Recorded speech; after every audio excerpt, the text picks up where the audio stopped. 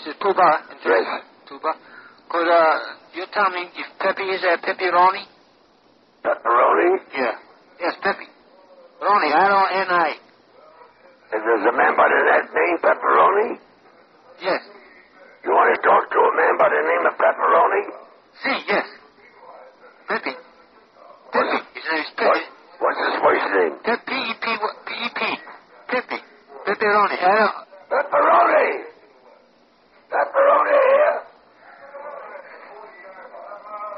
Pepperoni! No, nobody by that name. He's not here? No. Okay, thank you.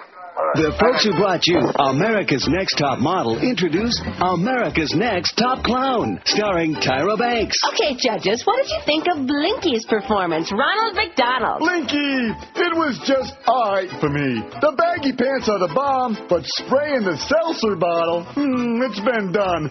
Somebody done did it. Okay, Bozo? Oh, it was too rodeo clown for me. You got to step it up if you want to be America's Next Top Clown. Ooh, and finally, Krusty. Your spit take was terrible. My grandmother can do a better spit take, and she's in a coma. Find out who gets honked to the next round and who gets fired out of the cannon. The winner will receive an exclusive contract with Ringling Brothers Circus and this tiny car for you and 20 of your friends. Who will fill the big floppy red shoes to become America's Next Top Clown? Tonight after Project Tightrope. That'd be a good poll to take someday. Who's your favorite clown? Clarabelle? Who's the one from Chicago? What was I don't know. name? Bozo. You call me names already? Bozo the Clown? Behind your back, that was yeah. the one from Chicago, was it? I don't know where Bozo was from, but Clarabelle was from Howdy Doody, baby. Yeah. That's why we got all these shooting and screwing and all this bad stuff, all these kids today doing aberrant things, because there's no Howdy Doody show. Howdy, Mr. Doody. In fact, I better get that disc out, the one where we got that clip from Buffalo Bob. Yeah. If we just had Buffalo Bob, it's just like the kids that grew up in Florida with Skipper Upchuck. Did he really die, or did I dream that? Yeah, he did. He died? He died. I remember the day he was on Rick and Suds. Where was that? They were doing a show on remote somewhere, and I was there. I don't know. And I ripped him an ass, in a lighthearted, in my usual fun way. Hey, right. Skipper Chuck, you're an old fuddy-duddy, ha-ha, like that, You old coot. And he didn't, I don't know if he was all that crazy about me. Was he? Did he like me or not? Then I'll decide, because he's dead, so I can say whatever the hell I want. I think he liked me okay. Not that I care. I don't really care whether people like me or not. But it just would have some impact on whether I'd rip him an ass. And, you liked him a lot, though. Yes, I did. I grew up with him. Learned English you grew from up him. with Skipper Chuck. That explains a lot to me. More bad news from Iraq. Boy, that surge thing just don't seem to be getting the job done for some strange reason. Getting a job done. 2 suicide car bombers struck a small U.S. patrol base in Diyala province yesterday, killing 9 American soldiers. Count them, boys and girls. 9 American soldiers, and wounding 20 more. All of the casualties are members of the Army's 82nd Airborne based in Fort Bragg, North Carolina. Today represents the single greatest loss of life for soldiers from Fort Bragg in more than 5 years of simultaneous deployment. Media Affairs Officer Major Tom Earnhardt told CNN.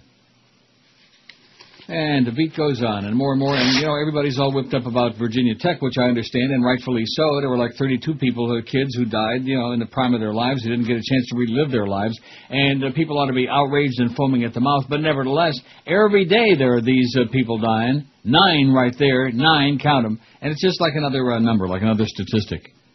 And other than the people that they knew, their loved ones and their families and their whatever friends, nobody cares. Don't tell me you care because you don't care. That's the thing that really bugs the crap out of me. Not that I want to get all whipped up about it, because I cannot make you care. Let's play Don't You Care by the Buckinghams. Isn't that the name of the song? I always say it wrong. Don't play it. All right. Chris faxes in. Now, Chris is the one that said Phil Henry told him to suck something. I don't know. Remember that fax I read yesterday? Sure do. He says, hello, George, I'm Chris. See, I finally figured out the reason I'm reading the headers on these faxes, and they all seem to be coming from the same person, is because it's a reconditioned fax machine. You can't find those new anymore. They don't make them no more, those HPs. That's a good one, though, by the way. You'd agree with me on that, is it not? No argument. Yeah, good. It does everything. It'll even wax your shillelagh if you talk to it nice. Not color. I don't. What do we need color for? Are you starting in with a racial crap again? It's not colored. I got something for you that's colored. But anyway. Look at that. Yeah. See a doctor. So after my last trip to Amsterdam, I might have to. Hamsterdam. That's cute. I actually do like that. I hate to admit it, but I did like that. It was kind of cute. But anyway, it's got the name of this person, MD, and it's the header for whoever had owned the fax machine before. Where is 201? Is that Chicago? No, Chicago was... I don't know. What's 312? 313 is Detroit. 312 is... 212 is New York. 312... What's it? 201 area code. Sounds dangerously close to work you're trying to make me do here. Google it. 201 area code. That's all you got to write in there for crying out loud. God, you are the laziest little spick I have ever seen in my life. There's no question. You're not in my will no mo. Not that you ever were. And why do we have to keep discussing that? Why did you bring up my will again? So Chris says, I'm Chris. Will you just calm down? Jesus Western Maryland. Christ almighty. Maryland. It's in Maryland? 301 you said, right? 201. Ah, Jesus. You're not even in the same... 201? That's New Jersey. Let me say it again. Northern New Jersey. Where? Northern New Jersey. Northern New Jersey. So it's probably like, who knows? Maybe it's from the Meadowlands. You said 301 or something the first time. No, I did not. Yes, you did. We have a tape. We have a tape, and the audience heard it. So yeah, because I know 201 is I have family in 201, so I would have known that right away. Well, where's 201? Why didn't you Northern say New Jersey? Northern New Jersey. I did not say 301. I said 201. You did. You know something? You guys are in cahoots. Right? Yeah. We should back up. Now that we got the Dolphin games back, all of a sudden these guys are acting like big shots. Oh, let me. This is just a test now. The next break, do it back I up. just want to make sure I dub that right. And your official home for Miami Dolphins football. All right. Oh man. Hey, listen, I think it's great. I think whatever we do on this station that we're not doing now can only be an improvement. In other words, like get the numbers back, get an audience back. Hey, we got the Dolphins. We got the Dolphins. In fact, you know something? What we ought to do before I read any more of the stuff that you sent me? In honor of that? There we go. Just a little bit of this. I don't want to jump on the bandwagon because I can't stand them. Miami has the Dolphins. And the Patriots got Tom Brady We take the ball from and 3 Super Bowls in the last 5 years. That's enough. You're not going to become one of those Dolphin shills, are you now, Neil? No, not really. Whatever they'll pay me for, that's what I'll do. Just like Mad Dog says, if he wants me to wear G-string and panties up here, whatever, I'd like to see that, just for kicks, I wouldn't want to see it. I'd just like to hear about it. I'm Chris, who sent Neil a fax regarding Phil Henry. I only sent one sheet. I haven't faxed to Neil. Why is Chris all defensive? What did I say about him? And I did not say 301, by the way. Well, we have it on tape, and we'll back it up and play it for you. Yeah, back it up is right. Back it up against that machete that's sitting on top of the counter. It's gone. I threw it away. I think you have a technical issue with the fax machine. Thanks, Chris. So I guess I read the header, and, of course, I'm starting to get suspicious because it looks like the same person is sending every fax. Not that I'm paranoid and suspicious. You do understand that, don't you? No. Oh.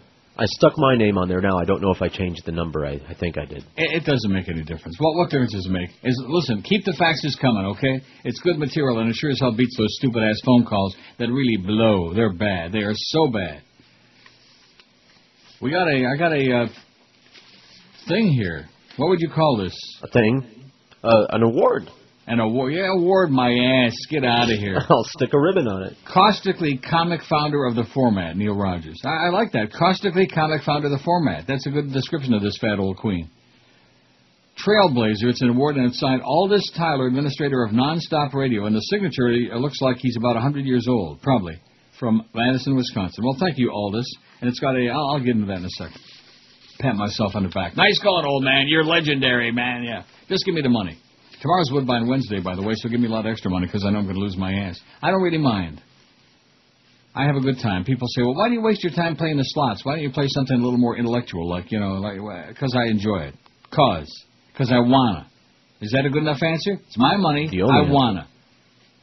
Is that okay? That's the only answer. Yeah, that is the only answer. It's my money. It's my time. I wanna. I like it. Which is an answer, of course, to the musical question. You like it? Yes. Still recovering from the Don Imus scandal, CBS Radio suspended 2 local shock jocks after they twice broadcast a racially charged prank call to employees at a Chinese restaurant. Boy, CBS is getting really uptight and out of sight. I bet you got that by Stevie Wonder. Yeah, don't be playing that thing now. In fact, I got that new one. What's that? I think I only played it once. Let's see. I'll find it real fast here. But I want to play the whole thing because then we'll get in real deep doo-doo, There's Stoner's Court. I think I must have passed by it already. Oh, yeah, here it is. Ordering Chinese food. Golden Panda Dragon Paris, I take order. Hi, I'd like to order a massive heart attack. Okay. Okay, Raj, order General Tso chicken. What? Yeah, okay, that's enough of that. I don't like that accent. Sounds racially charged. The host of the Daily Morning Show, WFNY's The Doghouse with JV and Elvis, have been suspended indefinitely without pay. CBS Radio spokeswoman Karen Mateo told the New York Times in an email yesterday one of the hosts, Jeff Vandergrift, apologized on Monday's show. Local chapters of the Organization of Chinese Americans, that's Organization, an advocacy group, released a statement Sunday protesting the segment. By Monday, California State Senator Leland Yee and others joined the campaign. In the segment broadcast April 5, a day after the infamous Imus comment on CBS, and again last week, a caller to a Chinese restaurant intersperses an order for takeout with lewd language. Oh, boy. Lewd language. Oh, my God. The caller asked one female employee he tells her that he wants to come to the restaurant to see her naked and refers to part of her body as hot, Asian, and spicy. The caller also attempts to order shrimp-fried lice. I got news for you. If there's some problem with talking about shrimp-fried lice, I mean, what is that? Is that supposed to be bad? Give me a break. Will you people stop with this nonsense? That's a Blake. Shrimp-fried lice. Oh, and too bad with Josh isn't there. You know what? Well, we still have the important part of him. See you. Oh, I was going to... don't have to waste my time looking for it now. And the drop-in either. The show's hosts, Vandergrift and Dan Lay, have been campaigning online and on the air in support of Imus since his firing for calling the Rutgers University women's basketball team nappy-headed hose April 4th. A CBS Radio spokesman didn't respond to telephone email messages from the A&P. Community advocates pushed for CBS to fire host of the show, which can only be heard in New York City areas and on the Internet. If they don't fire the DJs, it'll be a double standard, said Vicky Shu Smolin, president of the New York City chapter of the Organization of Chinese Americans. Well, la-di-da. How do you like that? Everybody's getting suspended, everybody's getting fired at it because they're not politically correct, because they shrimp-fried lice my ass.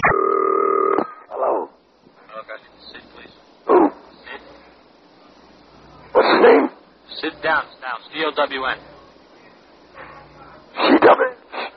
Down. D-O-W-N. Down? S-I-D, yes, sit. Sit down? Yeah. Sit down. Sit down here. No, not here. Thank you. Wendy Harper is a real Geico customer, not a professional spokesperson. So to help tell her story, we hired a White House spokesperson. I was 2 houses from home when a bolt of lightning flashed. Okay, Wendy will tell her story, but she will not tell it under oath, and you can't take any notes. A branch fell and hit the hood of my car. We're not going to comment any further, as this is an ongoing investigation. I believed my car was totaled. I'm going to have to tell you once again, we're not commenting on the situation while there is an open investigation, yes. I thought it would take forever to settle my claim. I would refer you to my previous comment on this situation. I got my check in just 2 days. I can't tell you how happy that made me. Again, we can't comment at this time. Geico. Real service, real savings, and a real load of BS. 10:18 at 560 WQAM. Let's take a look. You were going to send me a revised schedule today. I bet your Clarence screwed up bad. Either that or you did. I ain't got it yet.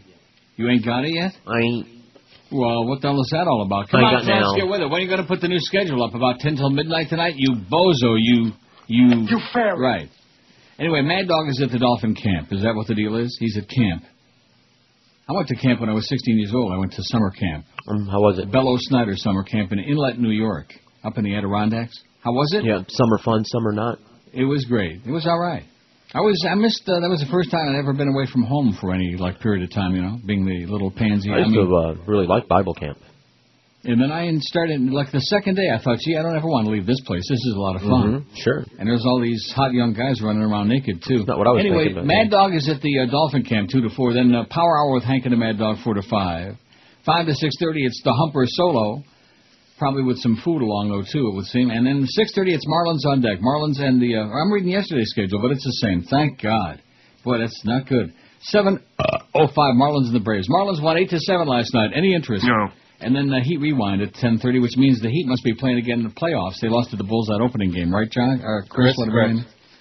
Don't start correcting now, Chris. Boy, you are really surly since you found out you weren't getting them Dolphin tickets yesterday. Huh? You got What? really surly. What? What? Huh? That's why you were agreeing with George with that 301 crap. You are so full of it. Did you rewind the tape? No. No, I'll do it after the show. But we got Heat rewind with AK at 10:30. I don't want to hear about it, okay? 501. What the hell difference does it make? Jesus Christ almighty.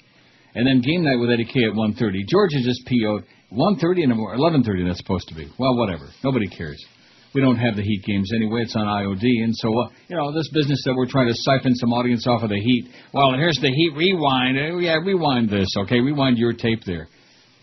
201. So anyway, this Aldous Tyler guy, which I'm sure the audiences are very excited about this, sends me this award. It says, recognizing there would be no progressive talk to secure the future of without the brave souls who laid down its foundation. That doesn't even make any sense. It's like I got an email from some chick on MySpace last night, and she's bitching about all the bozos on there, and it was the most illiterate thing I've ever. She had every word misspelled, and it was illiterate, and she's knocking everybody else, like the callers, Oh, these callers are terrible. They don't have any material, like that one yesterday. Remember him? He was really special. Like this one here. WQAM, hello.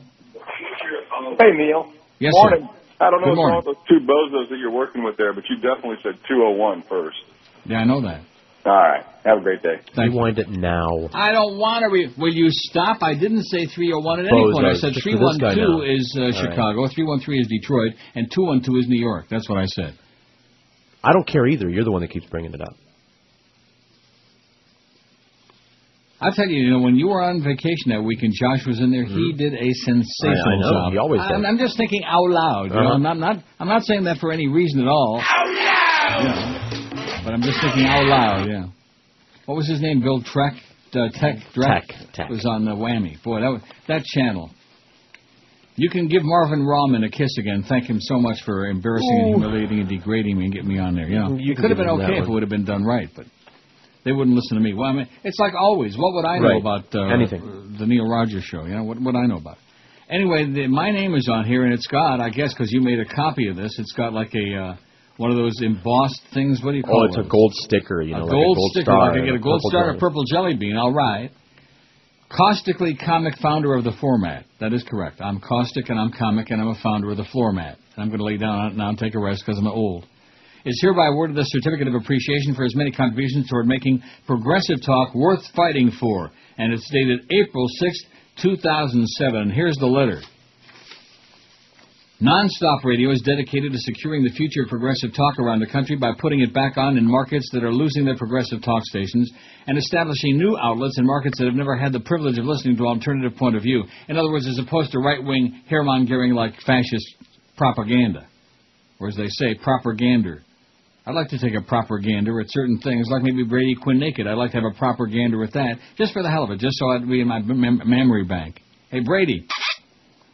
The Trailblazer Awards were divided. Now, George said before the show that when I start getting incoherent, he'll be the first one to let me know. That's right. The Trailblazer Awards were devised as a way for non-stop radio to recognize and appreciate those brave souls who laid down the foundation of progressive talk. Sounds like I'm dead already. These awards will never be given out again as progressive talk is swiftly moving from the foundation the Trailblazers gave into an audacious and promising tomorrow. In March, Nonstop Radio asked everyone to email in their nominations or to second a nomination that already existed for the progressive talk host they felt should be recognized as a trailblazer of progressive talk. Those were tallied through midnight, March 31. We then sorted out those amongst the nominees who had received the most calls for recognition. You were one of these winners. All right. All right. I'm progressive, I'm old, and I'm a queen. And I got a big mouth, and nobody's going to stop it. Look for a Trailblazers Hall page to go up shortly at www.nonstopradio.com, which will honor you and your fellow Trailblazers as best we can. This is dated April 6th, so it might be up there already. During the break, I'm going to check it out. Boy, if I'm on there, if I'm on the internet, whoa. Please accept this framed Trailblazer Award certificate. And by the way, George took the award out of the frame, and he stole the frame. I'll put your picture in the frame, though. That's good. Please accept this framed Trailblazer Award certificate as a token of America's appreciation for your efforts to give us a voice. Your visionary actions gave us the basis of progressive talk. We won't disappoint you or waste your efforts. Together we will build its future. Yours in the cause, Aldous Tyler of Nonstop Radio, Madison, Wisconsin, with a phone number, a P.O. box, address, shoe size, the whole deal. Well, thanks, Aldous. And what kind of a name is that anyway? Aldous. He's the oldest of them all. I don't know. Okay, let's get to the poll. Here's the one from yesterday, 1,314 votes. How often do you think about sex? How often do you think about sex? Are you like a real pervert or just make-believe, okay? There are those of us who are real perverts. I mean real, honest-to-God perverts. And then there are those who are like wannabes, you know. How often do you think about sex? Several times a day. Well, that's a wannabe, 700. Several times. Non-stop, that's me. That's real perverts, 351. Once or twice a day, 164. And then it gets into that area, that really gray area. Seldom, only 74, seldom. And never 25. Oh. Fourth grader brings grenade to class. Dallas area school evacuated. A grenade. Now we're talking something new and interesting anyway. Anybody can bring a gun. Fourth grader, now let's see, fourth grader would be what, about 9 years old? Okay. 9 or 10? Huh? Okay. Evacuation at Texas elementary school where a student brought a grenade. There in Texas. Southlake here is about, or just outside of Fort Worth, kind of a suburb there. A suburb. What kind of a word was that he just said? Southlake. How come you people at CNN can't afford to put somebody on the air who can speak real English? Huh? I don't know what he said, but it sure wasn't suburb, okay? There's only one way to pronounce that word. It's not suburb or subub. What was that he said?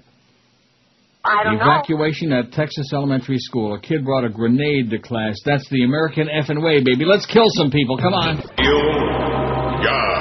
Hey, Mom, do you crave a delicious pizza and the back child support that low-life loser still owes you? Then call Domino's for our new Deadbeat Dad Pizza.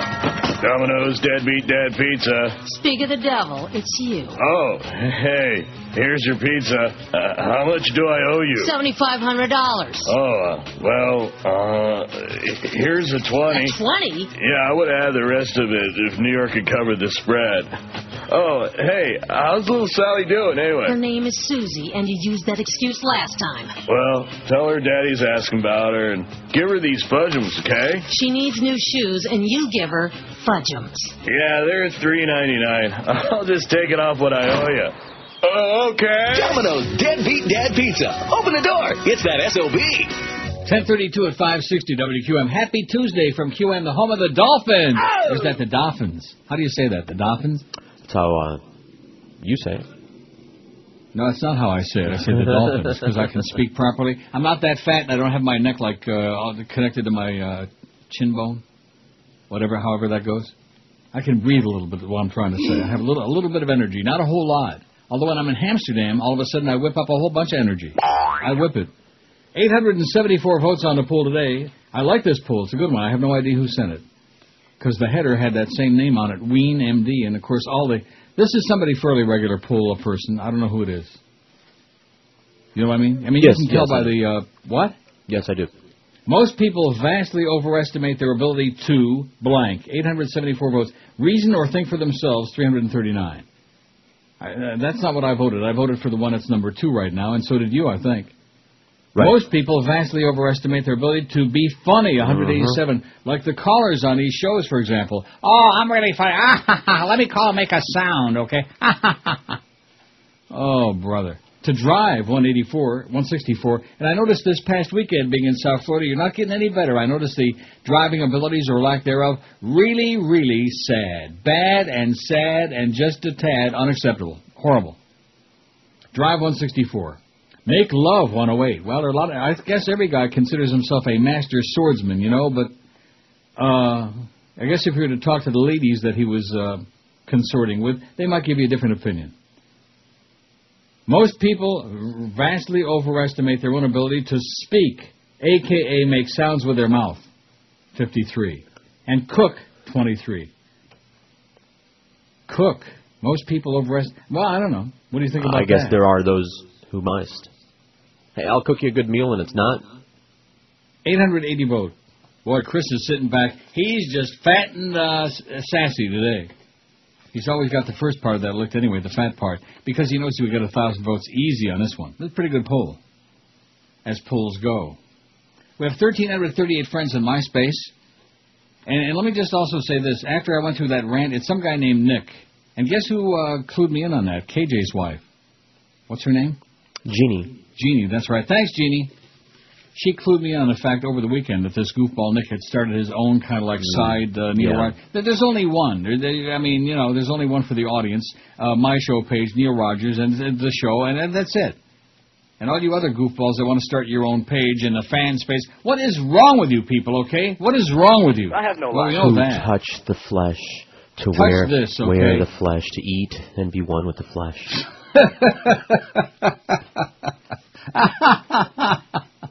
Oh, man, it sure ain't the flesh I got in mind. Not that Nick guy, anyway. He's fat and gross. But anyway, he took that thing down after I bitched him out. And you know what it really turned out to be? He was trying to plug some stupid-ass thing he's got going. Exactly. Yeah. All these people that want to, like, peddle some of their crap, you know, peddle something or promote something. Go promote it someplace else. A man who was arrested for butchering an alligator on his front lawn says he only wanted a new belt. This was in Tampa, by the way. Benjamin Hodges, 35. I wonder if he was kin to Gil Hodges. I sure doubt it. Benjamin Hodges says he found a dead alligator floating in the Hillsborough River on Sunday, took it home in a shopping cart. He figures it was about 4 or 5 feet long. He figures. I mean, this is a story from the Associated Press, and they write he figures it was 4 or 5. Well, what is that? Go figure. Instead of saying he guesses or he estimates it was, he figures it was 4 or 5 feet long. Some kind of a yahoo wrote this, some kind of a redneck, which is basically what America's all about. If you take away maybe 4 or 5 states, you got nothing left but a bunch of rednecks, maybe half a dozen. How many? Let's do that right now when I finish this stupid story, okay? Mm-hmm. And don't be giving me that 301 crap again. Okay. Just as Hodges flopped the carcass on the ground and started to cut it open, the police showed up and arrested his ass. An anonymous caller had reported him to the State Wildlife Agency, which contacted Tampa officers for assistance. A lot of ass over there in Tampa. He's charged with killing or possessing an alligator. I bet you there's a lot of ass at that Mons Wiener's place. Now, did you tell me you were ever there? I never went. What do you mean not say? I'll say anything. I was never there. Although I was invited, I opted out. Really? Yes. That sounds kind of gay to me. Well, no. Randy, she definitely wanted to go to that. What was that place by the hotel? She did go. It was Randy and Jim that invited me to go, and I just didn't want to go there, girlfriend. And by the way... You're talking about Jim when you say girlfriend? I don't go to strip clubs unless they're paying me. What does that mean? Like the gigs that we do. Oh, I see. That's like, for the guys in their 20s or something. Tried to throw into the bus with that Treasure Island? If I'm going to pay to not get laid, I'll just go home. He is charged with killing or possessing an alligator, both of which are illegal in Florida.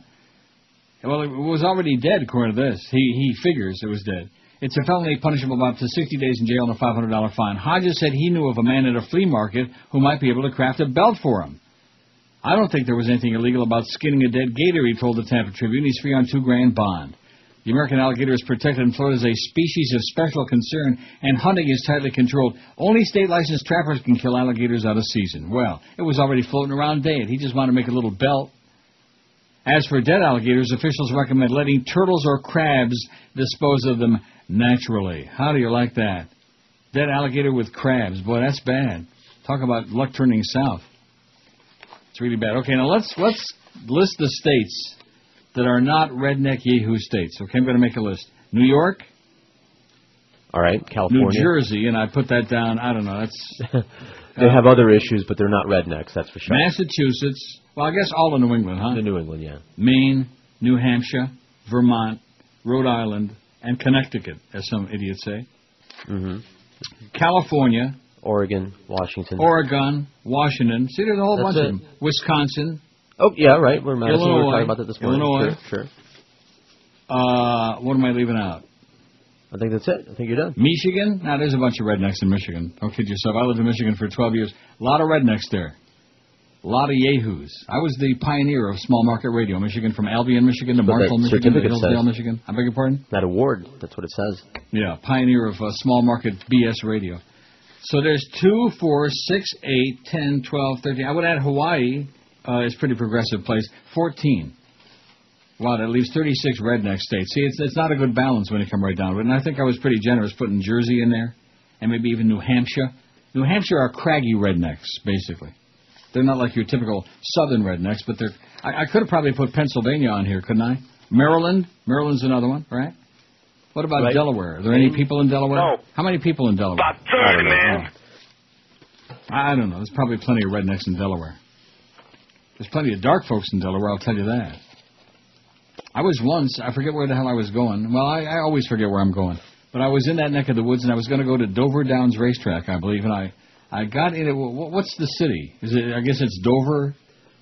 Is Dover in Delaware? Yes. Yeah, it must be, yeah.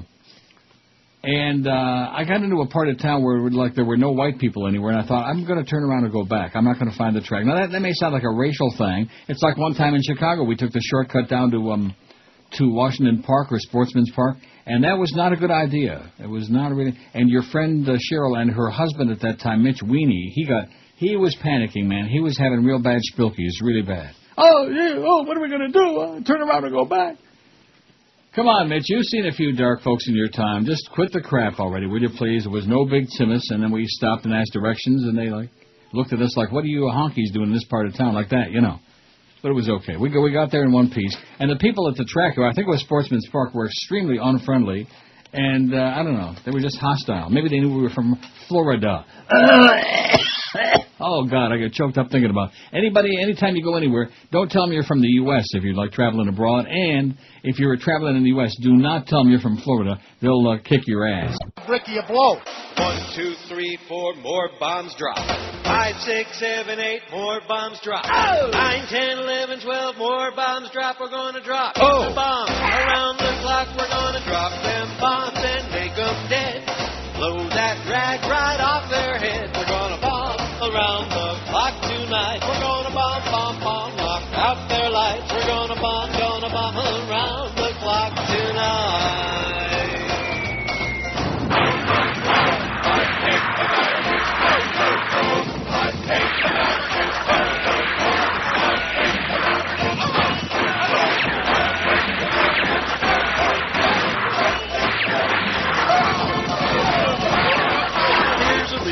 Bomb, so have a blast. We're going to shove that all up your ass. We're going to bomb around the clock tonight. We're going to bomb, knock out their lights. We're going to bomb around the clock tonight. Stop the boys.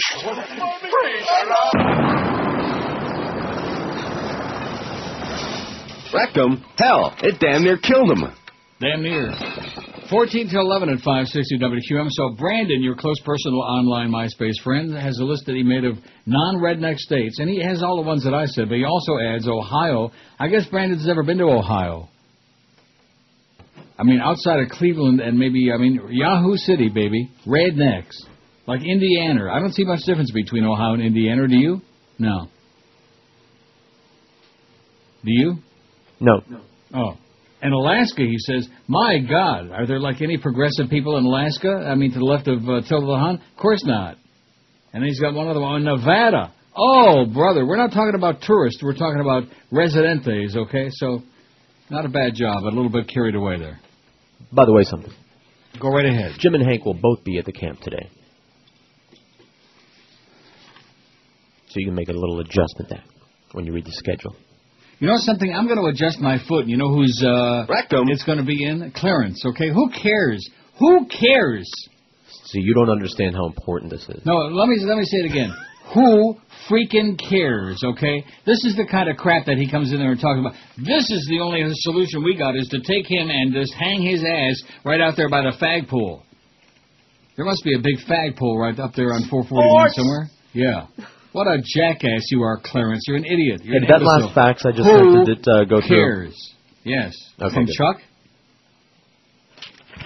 Yes. Good fax. What kind of header came up on that thing?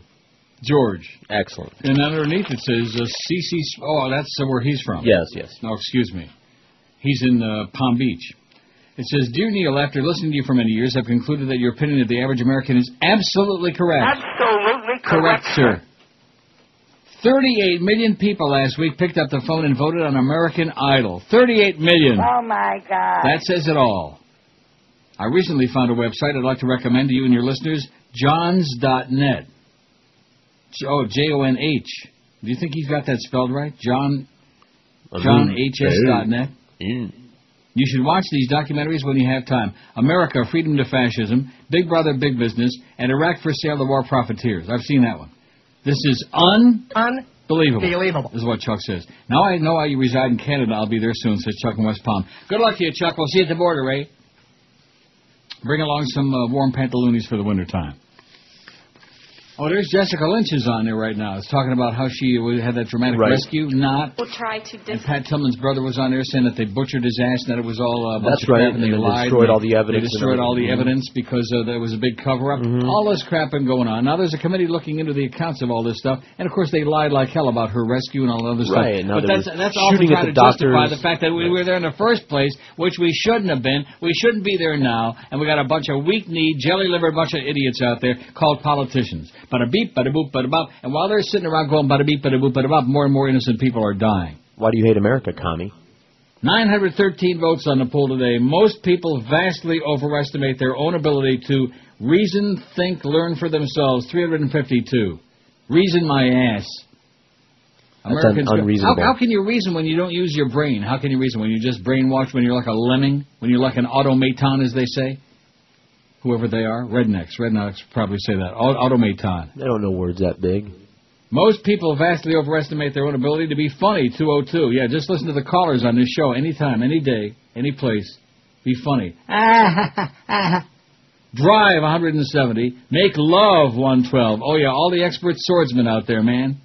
They're huffing and puffing and, all their wives and girlfriends are putting on a good act. And what they're really thinking is, when is this going to get over with already? That's what they're thinking. Speak, a.k.a. make sounds with their mouth, 54, and cook, 23. I don't know. I could be wrong, but cook to me don't seem like it belongs on that list.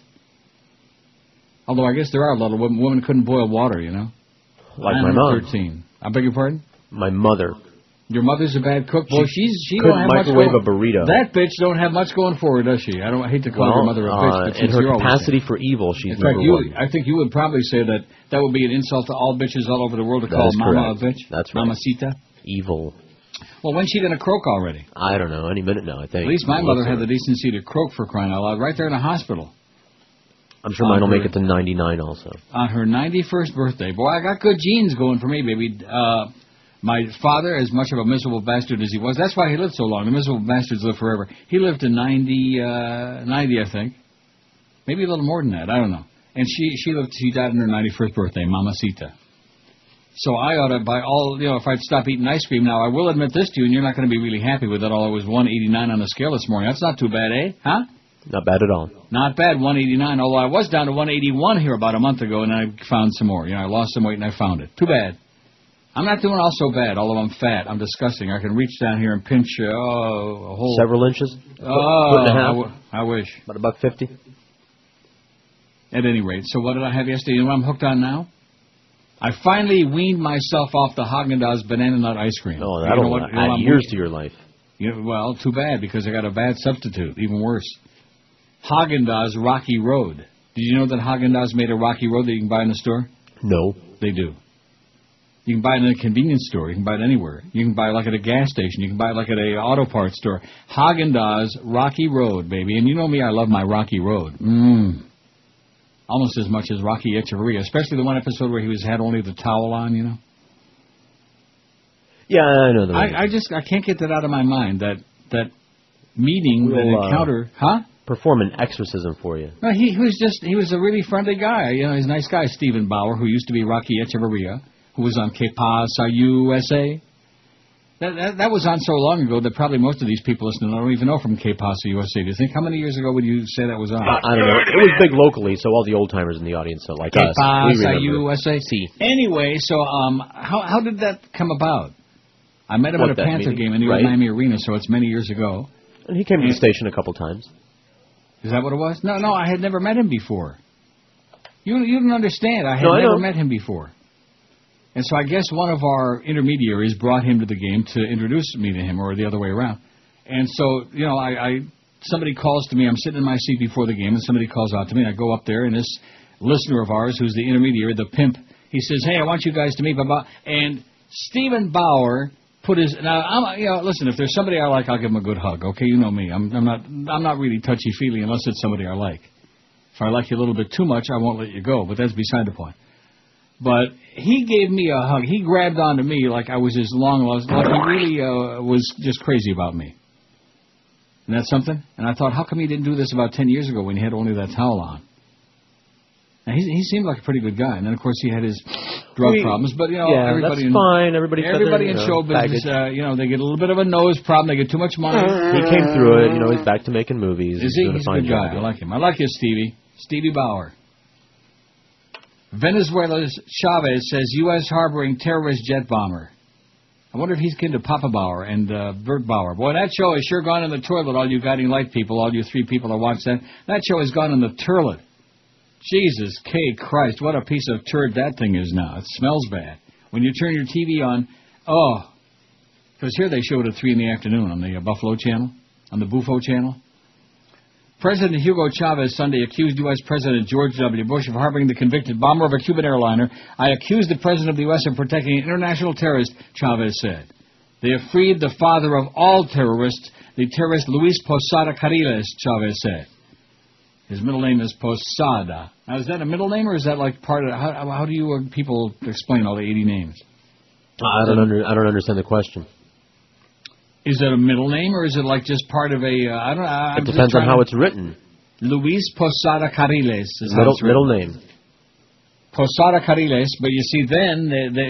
no, that's not a middle name. Well, then it could be his 2 last names. Probably is then. Why has he got 2 last names? All Spics have 2 last names. We don't have that many to go through, so you got to use 2 of them. What's your last name? Rodriguez Schwartz? Rodriguez Ruidiaz. What? Ruidiaz. Ruidiaz? Si. Who's that? Rui. Hey, Rui. Posada Carriles, a former CIA agent, was released last week from a Texas jail, though Venezuela and Cuba want him extradited in the 76 bombing of a Cuban airliner which crashed, killing all 73 aboard. We've asked for his extradition for more than 2 years. We sent them the evidence. This gentleman was in prison for the bombing here and he escaped, Chavez said. Why do they keep calling these lunatics gentlemen? Mr. Bush, you're harboring a terrorist, which makes you a terrorist, he said. Chavez echoed Bush's similar accusations after 9/11 attacks on the U.S. by al-Qaeda, which he said was harbored by Afghanistan's government. A fierce opponent of Cuban leader Fidel Castro, Posada Carriles was released from jail in Texas on $350,000 bond pending the May 11th start of his trial on immigration charges and immediately flew to his wife's home in Miami. Let's go to Miami where we'll be safe. He was convicted in Venezuela in 76 of masterminding the downing of the Cuban jet off Barbados, but escaped from prison in 85. He was sentenced to 8 years prison in Panama in a bomb plot to assassinate Castro during an Ibero-American summit in 2000. And outgoing Panamanian President Mireya Moscoso pardoned him 4 years later. He was detained by U.S. immigration officials in May 2005 for entering the U.S. illegally. U.S. authorities have refused to extradite him to Cuba or Venezuela, expressing fears that he might be tortured. It's like listening to some of that sports talk, baby. It's like torture. Your show. This is your brain. Any questions? Baby, launch a couple missiles toward a place we know, and aim 'em at a fella whose first name begins with O. There's one thing we all understand. Absolutely. Al-Qaeda won't be finished until we blow up Pakistan. We could chase them round forever with our tanks and all our troops, but special forces are so tired of jumping through them hoops. You know we need another plan. Yes. So let's cut out all the nonsense and go blow up Pakistan. Al-Qaeda needs a nuclear tan. I'm dying of it. Why don't we stop pussyfooting and go blow up Pakistan? Amen. First Saudi Arabia and then boom, boom. Jeffrey on. Pakistan. First Saudi Arabia, like tomorrow Saudi Arabia, and then Thursday Pakistan, then Friday it'll be, we'll have a party all weekend long. What do you say? Sounds like a plan to me. 938 votes on the poll. This hour we go over 1,000, and then Chris sits back and starts forcing food down his big gullet, just shoveling it down there. Tomorrow's Char Hot Wednesday, by the way. Is Duff going to take care of you? He is really crossing my fat ass. He set up that melting pot event. And it was great. And yeah, what did he do? What did he do about Pompano Park and the slots? Oh, I don't know. Has he got me any information about that? Forget about spots. How about some information? Okay, I've only had them on air about 5,000 years, and just like the thing with the slots. Okay, who is getting the credit? Who was giving? Remember when we had the election, and who did they say got it passed in Broward? Huh? I'll tell you who. Oh God! And the reward that I get is a kick in the ass. Not that I won't get any money out of it one way or the other, you know. I did that because I believed in it, because I think it was good for education and good for the state and good for tourism and good for people having something to do in that godforsaken place. But when push comes to shove, man, they shove you aside like yesterday's halava. It just, you know, oh, who the hell cares about him? We don't need him. We don't need him. He already showed for us for a long time and helped get that thing passed and put it over on the public. Now screw him. That's basically what it boils down to. So, Duff, you're doing a heck of a job, okay? And if you don't take care of these guys with Charhut tomorrow, I'm coming down there personally and kick your faggoty ass, okay, Muff? You simpleton, you fairy. Well, that goes without saying. 940 votes on the poll. 940. I used to work there. Boy, that was some kind of a station once upon a time. Now it's some kind of a station. I can't say the word on the air, though. It's some kind of a station, all right. Crap. Scare America now. Most people vastly overestimate their own ability, too. We got 9. I bet you if I click that thing, we might even do a little 943. You see that? See that, Chris? Yeah. You don't care. You just all you care about is getting fed, free meals and, taking that paltry paycheck home. Now, tomorrow is payday, isn't it? I got paid Friday. Why is that? Because I have that direct deposit stuff. See, I don't know why I don't have direct deposit. They keep giving me all these damn independent contractor, and that has to go through payroll, and that's what they said. Well, you know what? They can stick it where the moon don't shine, although my checks keep showing up early again, thanks to Jolly Joe. Nice going, Joe. You're okay, although everything I said about you last week is true, times 100, and you are a fat ass. But nevertheless. I'll trade you. Trade me what? Paychecks? Yeah. Your mama. They can send me that paycheck. Let me just say this to you right now. You're not getting my Dolphin season tickets, number one, and number two, you're not getting my paycheck. Other than that, good luck to you. Okay. Now. Everybody wants. I want this. I want that. I'll dispense my stuff to whomever I like, okay? To whomever I choose. That's the way it works in life. And like George and the will thing, George wants to be my will, and the answer, the more I think about it, is of course not. See, George's thing is, no, what you're famous for doing, and you've done this 1,000 times, is in the morning, we always confabulate for an hour and a half before the show in the morning. I'm sitting here and you're sitting there, and goes through this thing about, oh, you've kept me alive all these years, you've kept me going. And it's all a scam, man. It's all a scam, yeah. Well, why don't you lay it out there right now? Instead of telling my friend Dave that you want to be in my will, why don't you tell it right to my... Your friend Dave, whose last name I know but won't say, has mental problems. He's a pathological liar. He needs help. He needs help. And you call me a bad judge of character? You've got a dangerous person in your life who needs help. Someone that cuckoo bananas is capable of anything. He needs mental help. He needs therapy. Why don't you take some of that money you're giving him and get him some help? He's got a nice girlfriend, though. Wonderful. She must know also that he's a pathological liar. Well, he she stays in needs therapy.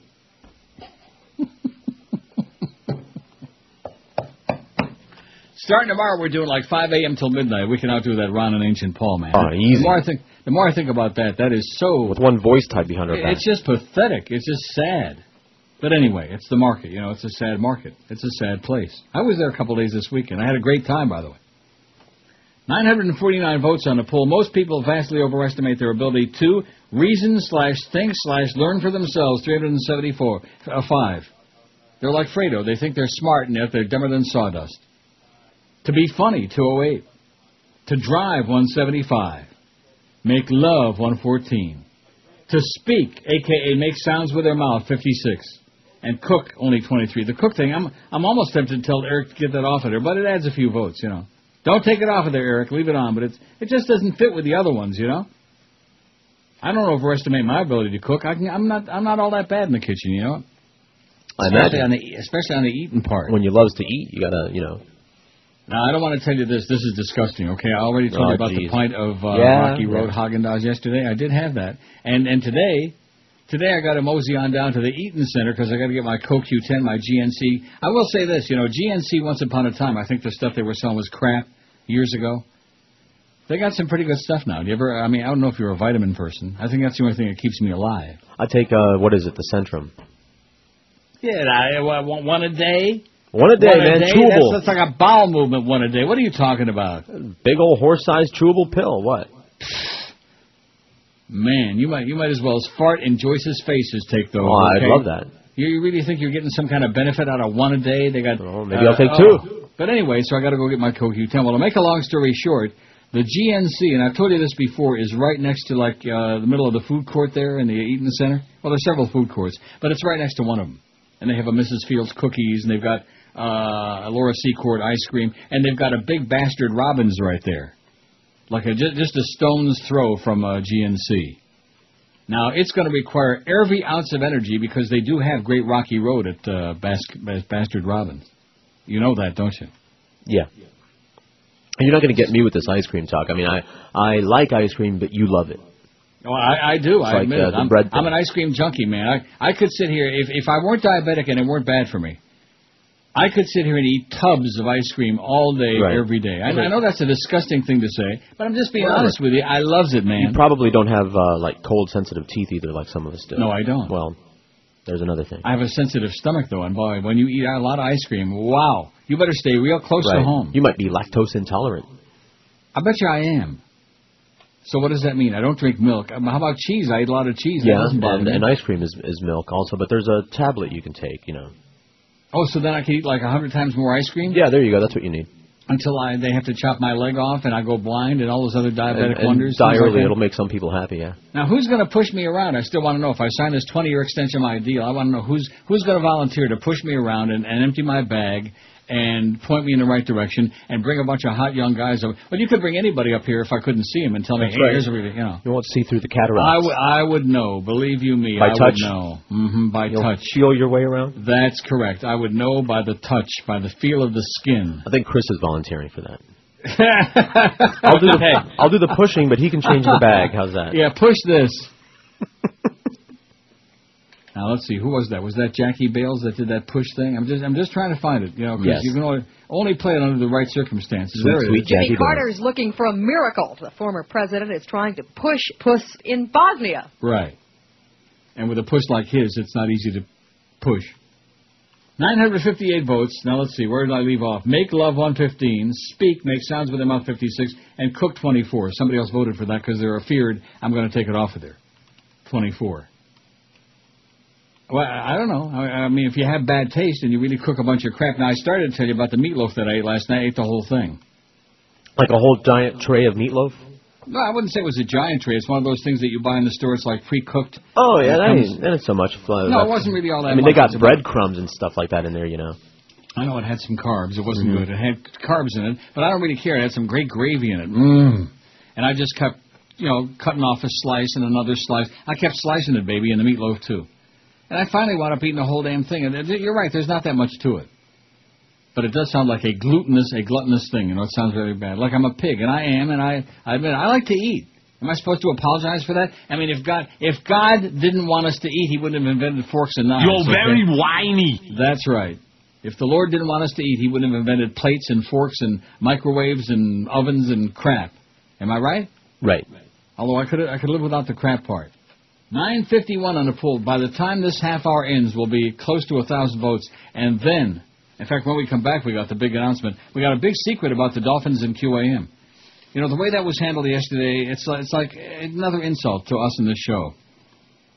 I mean, you just know that they couldn't have done that like at 1:30 or 12:30 in the middle of this show, because that would have been bad. See, in the middle of the only... You just got to have it all, don't you? Yeah, that's right. I'm selfish, you know me. Pig. Plus, it would have killed some damn Pig with the food. That's right. I'm just a disgusting fat clean fag. Etc. All of these disgusting things. Oh, my God.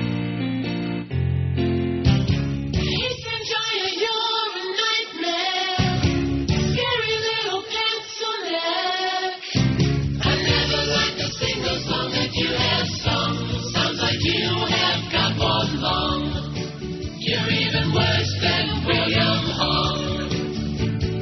All around the world, people it hurls. You should blow a conscience and just call it quits and stop butchering the hits. Sick of all your hairdos and your little whiny boys.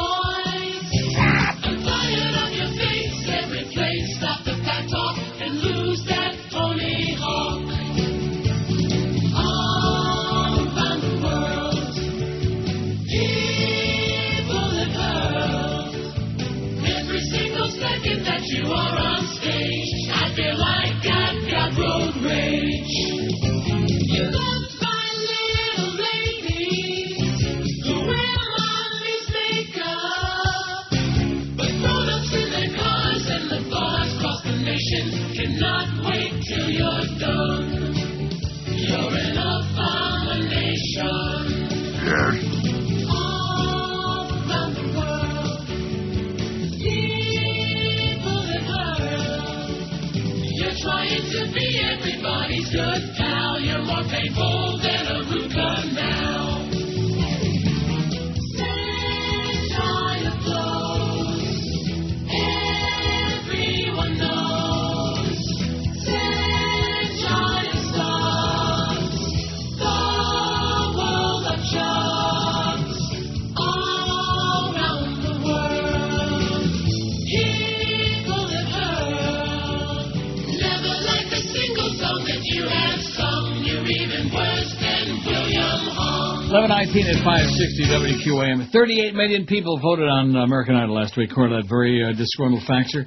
38 million. He is pissed off and fired up, and who can blame him? Isn't that what he said? Something like that. He said 30. I'm looking at it again. Chuck in West Palm Beach. He's nauseated. Hey, Chuck, it'll make you feel better. 38 people just voted a million times apiece. There's only 38 people. Wouldn't you say? We can only hope. 38 million bozos, man. American Idol, I've never seen 1 second of it. I've never seen Dancing with the Stars. I've never seen that. Yeah, well, you don't know what you're missing. That's for sure. I'm so out of touch and out of the loop. Out of the loop-de-loop. 977 votes on the poll. So we get to 1,000, easy this hour. Chris can just sit back and keep shoveling free food down his face. Okay. Now, does that compensate for the fact that you're making almost no money there and they treat you like some kind of a subhuman Doochie bag? He makes the most of it. Okay. The free food. Does that compensate for it? He said no. Well, why don't you give me an answer? Don't be giving him like hand signals and No, I said okay. That means no. That means hell no. He looked at that paycheck. Now, what do you get? You get a stub? Yeah, I got one of those. Yeah, correct. You get a stub on Friday to show you direct deposit. He looked at that thing and he just shook his head like, oh, woe is me, woe is me. Although I got paid and I haven't gotten my check stub yet, but I guess I got the important part of it. What do you mean by that? Well, normally they put it in our box here, our mailbox, but I didn't get it, so. Oh, don't tell me there's going to be a problem, a screw-up with payday this week. No, that would be it goes really in there. Bad. Well, I already got paid. I just haven't gotten the stub. That would be really bad, Clarence, because he was in there this morning making sounds with his mouth about, payday, or what was it yesterday? He doesn't pass the stubs out until actual payday, but the direct deposit goes in 5 days early.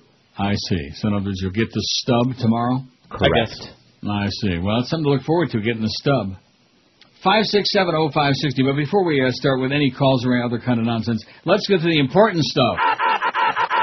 And let me say it again. The way that we were told to handle that yesterday was so unacceptable and so typical Clarence and QAM management. Just idiotic, you know. I mean, Barry Jackass wrote the column on Saturday in the Herald about the QAM Dolphin deal, okay? He wrote it Saturday.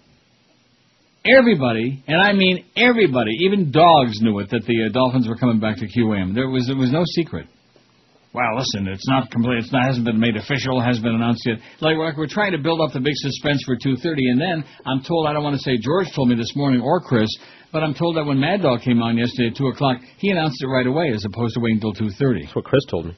That's what Chris says. Chris is the one that starts all these ugly rumors. Mm-hmm. Yeah, it's always me. Now, is that correct, Chris? Is that what you said? Well, George wouldn't have heard it anyway because he wouldn't have been listening. That's right. And if I had heard it, Let's hear it. Spill the beans. Chris. What did I do now? I heard him say it. I don't, He said what? You heard him say what? 3:01. Right at 2 o'clock, he came on and basically said, "Yeah, now that we're, the Dolphins reunited or something, like that. Yeah, reunited, and we stink. What a bad bad song. That's across the street. That's Joel Feinberg. He's reunited. I can't say when he said it there was some panic going on around here, but for what reason I don't know. There was some panic going on around there? Yeah, they were wondering why did he say it when it's already been known. Well, who said that? One of the other people who works hard and doesn't get paid enough. Does that person have a name? Yes. I don't know if she wants me to say the name, though. Oh, she. Oh, well, in that case. No, we don't want. No, I don't want to get accused of picking on any of our nice ladies that we have there. I don't know if we have any. Well, we only really have one nice. she on this side of the building, so. She's very nice. What about Jen? Isn't she on that side of the building? Nope. She's not? She's on the other side. But she's also very nice. Correct. Yeah. No, we only have one and girl. What about Carolyn? What about her? No comment. The Dolphins and QA, will you stop? Will you stop with all the sexist stuff? You're going to get yourself, you're going to be another Maddie Bell man. They're going to come and chase your, that's right. I've been chased. Boy, can you imagine him chasing around some chick in that building, Maddie Bell? Oh, my God. I think most of the women in there would rather be attacked by a Gila monster than by Maddie Bell. That is a disgusting thought. Wrinkled, shriveled up old toad. But I'm sure that's all water over the bridge. And, of course, you know what Greg Reed said about, hanky-spanky with members of the staff. The Dolphins in 560 WQAM on Monday announced, this is from the Sun-Sentinel, Steve Svekis. I guess he must be the replacement for that fat old toad Jim Sarney, so they got a fat young toad named Steve Svekis. They got a picture of him here. I got news for you. I'm working on a newspaper. See, the thing with newspapers, it's almost the same as radio. You don't have to look good. In fact, the best thing is don't put any picture in there at all, like Jim DeFetus, But Steve Svekis, have you seen this picture? Are you talking to me? Yeah. Why would I don't read the newspaper. Don't get my fingers inky. You don't have to say it in such a militant freaking way, for Christ's sake. That stinky, inky rag. The Scum Sentinel? I wouldn't touch it with any part of Chris. Well, Steve Svekis must work real cheap, and boy, he's got a hell of an outfit. He makes me look like a snappy dresser. And he's got his hands in his pockets and got a big smile on his face. He's a young, fat slob, as opposed to the old toad, Jim Sarney. So he writes this. QAM and Dolphins announced they have partnered in a multi-year deal that allows the radio station exclusive broadcasting rights to Dolphin games through at least the 2009 season. All right. I didn't know that. So that's 7, 8, that's at least 3 seasons we got, right? Of free tickets, of the Dolphins. QAM will also carry the Cam Cameron Show in season and other special Dolphin programming year-round. What's the Cam Cameron Show? Chris. That would be the show that they talk to Cam Cameron before the games, I guess. Who's Cam Cameron? Cam Cameron's the coach. I thought we went over this before. No, even I knew that. Mr. Out of Touch. Well, I forgot. They've had so many damn coaches the last 5 years. Now, don't be knocking the Dolphin organization now. That's not a good idea. We just signed it yesterday. I just don't know who that is. The Cam Cameron Show? What kind of a name is that? It's the coach's show. It's like Rod Roddy from The Price is Right. He's dead, by the way. He was gigantic and fat. And also... gay. In season and other special Dolphin programming year-round, the football team said in an emailed statement, Jimmy Cephalo, voice of the Dolphins, will handle the play-by-play of the games as well as Dolphin shows. What was it that Joel Feinberg said about Jimmy Syphilis, that he belonged in a funeral parlor or a cemetery, something like that? The full broadcast team will be announced at a later date. Terms of the deal were not announced. So at a later date, we'll announce whether it's going to be a Mad Dog's going to be on there, and Little Dog, and the Big Dog, and whatever. Which dogs? Hey, dog. The Dolphins have spent the past 2 seasons with 7 night of the ticket, waxy AM, writes Steve.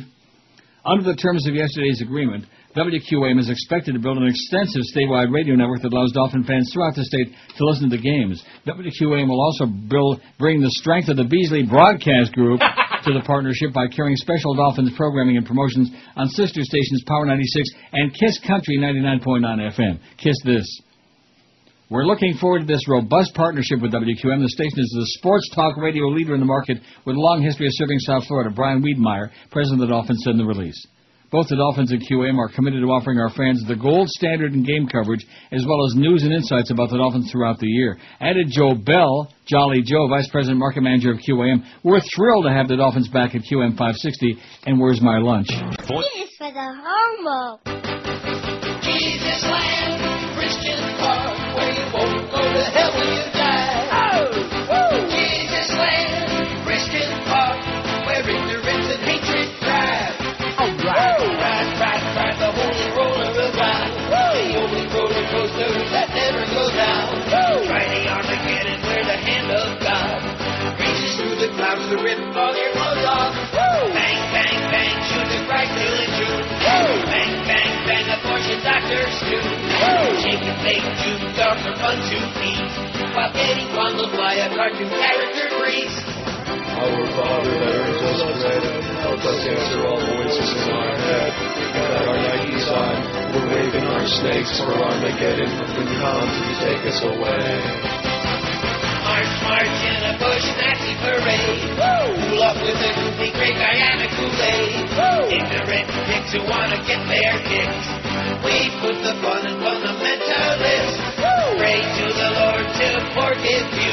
with your choice of lushly appointed views. Head on down to the revival show.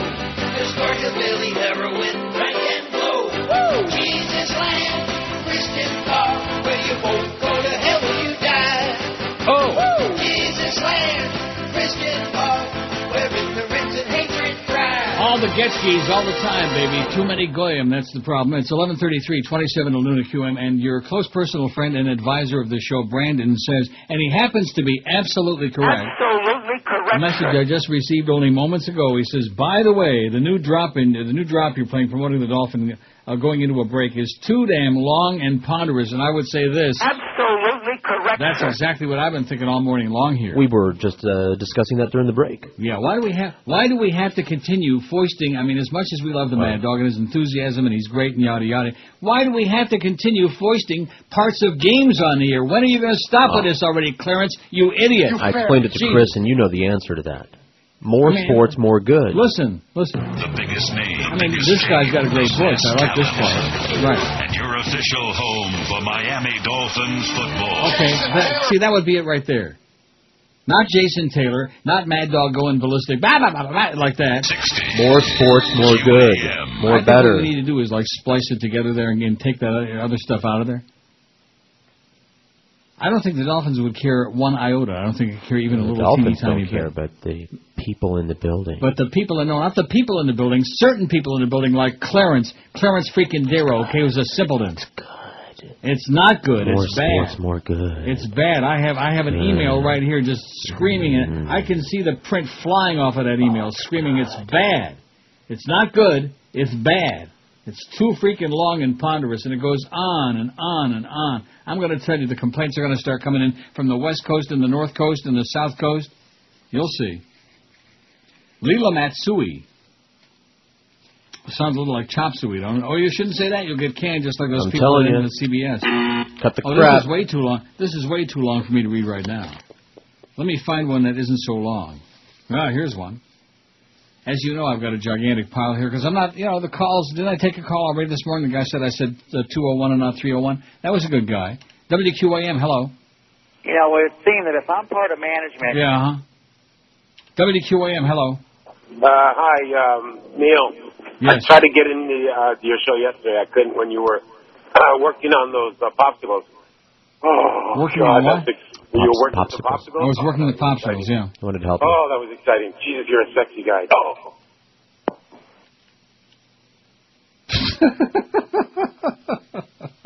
Thanks, Pops. Yeah. Ickle. Bush in a state of denial over the war in Iraq, says Harry Reid. Boy, that Harry Reid, he's sure growing a pair, isn't he? He's sure getting really loud and stentorian and whatever the hell that means. Huh? He's getting all whipped up now, into a lather. In a speech at the Woodrow Wilson International Center for Scholars on Monday, Senate Majority Leader Harry Reid accused Bush of being in a state of denial over the war in Iraq in regard to comments the president made about the results of his surge or escalation of U.S. troops, 9 more of whom died yesterday. Back in December, the Iraq Study Group said that the situation in Iraq is grave and deteriorating, Reid said. Unfortunately, since then, nothing has changed. And yet the president on Friday used the word progress no fewer than 10 times when he gave his Iraq update. Reid added, he said that while there were still horrific attacks in Baghdad, and I quote, the direction of the fight is beginning to shift. In describing his escalation of American troops, what he calls a surge, he said, so far the operation is meeting expectations. The White House transcript says the president made those remarks in the state of Michigan, Reid continued. I believe them he made them in a state of denial. A state of denial, not the state of Michigan. Now let's see, here comes another vote on that. The professor, who of course is a big Dolphin fan and just salivating at the prospect of getting those Dolphin tickets, says, it doesn't bother me, go Fins. Well, how do you like that, huh? So it's even now, it's 1-1, even Steven, so to speak. Doesn't bother him, but it bothers me, and it bothers George, and it bothers Chris, and it bothers Brandon. I bet you it bothers millions of our listeners out there, Professor. See, he says go Fins. More sports Who's stuff, the quarterback going to be this year? Don't tell me Donnie's Culpeppers. Could be Brady. Brady Quinn? Oh, yeah, sure. Love those Dolphins. Let's go all the way. If you think I'm going to become a Dolphin fan because they signed Brady Quinn, and they're not going to do that anyway. When's that draft coming up? Isn't it Saturday? Correct. This Saturday, the NFL draft. Oh, my God, I'm putting my BlackBerry between my knees now. so I can feel those good vibrations. Wow.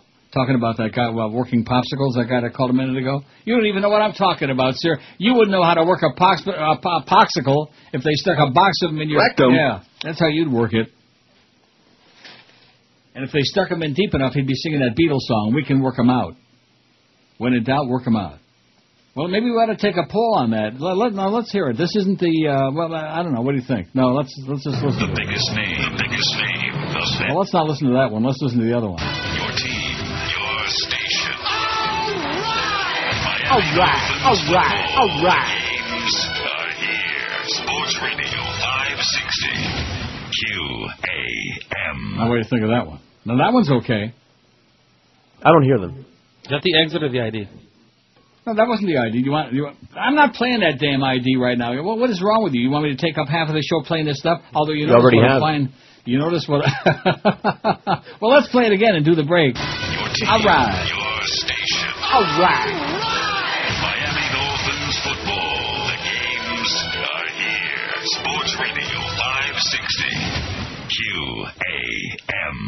Bill Rogers on 560 QAM. 8:36 on 66 WFAN New York. I'm Don Imus. Hang on. What's this? A pink slip? I was talking on my morning show. Said something about some nappy-headed hoes. Bunch of people got really pissed. Said that Don Imus is a racist. Well, I'm the I-Man. That's what I am. Not in the Ku Klux Klan.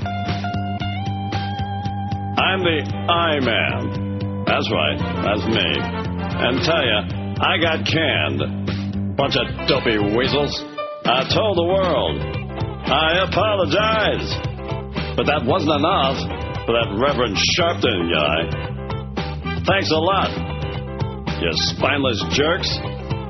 Now the I-Man is out of work. I'm the I-Man. Fired from WFAN. I just got canned.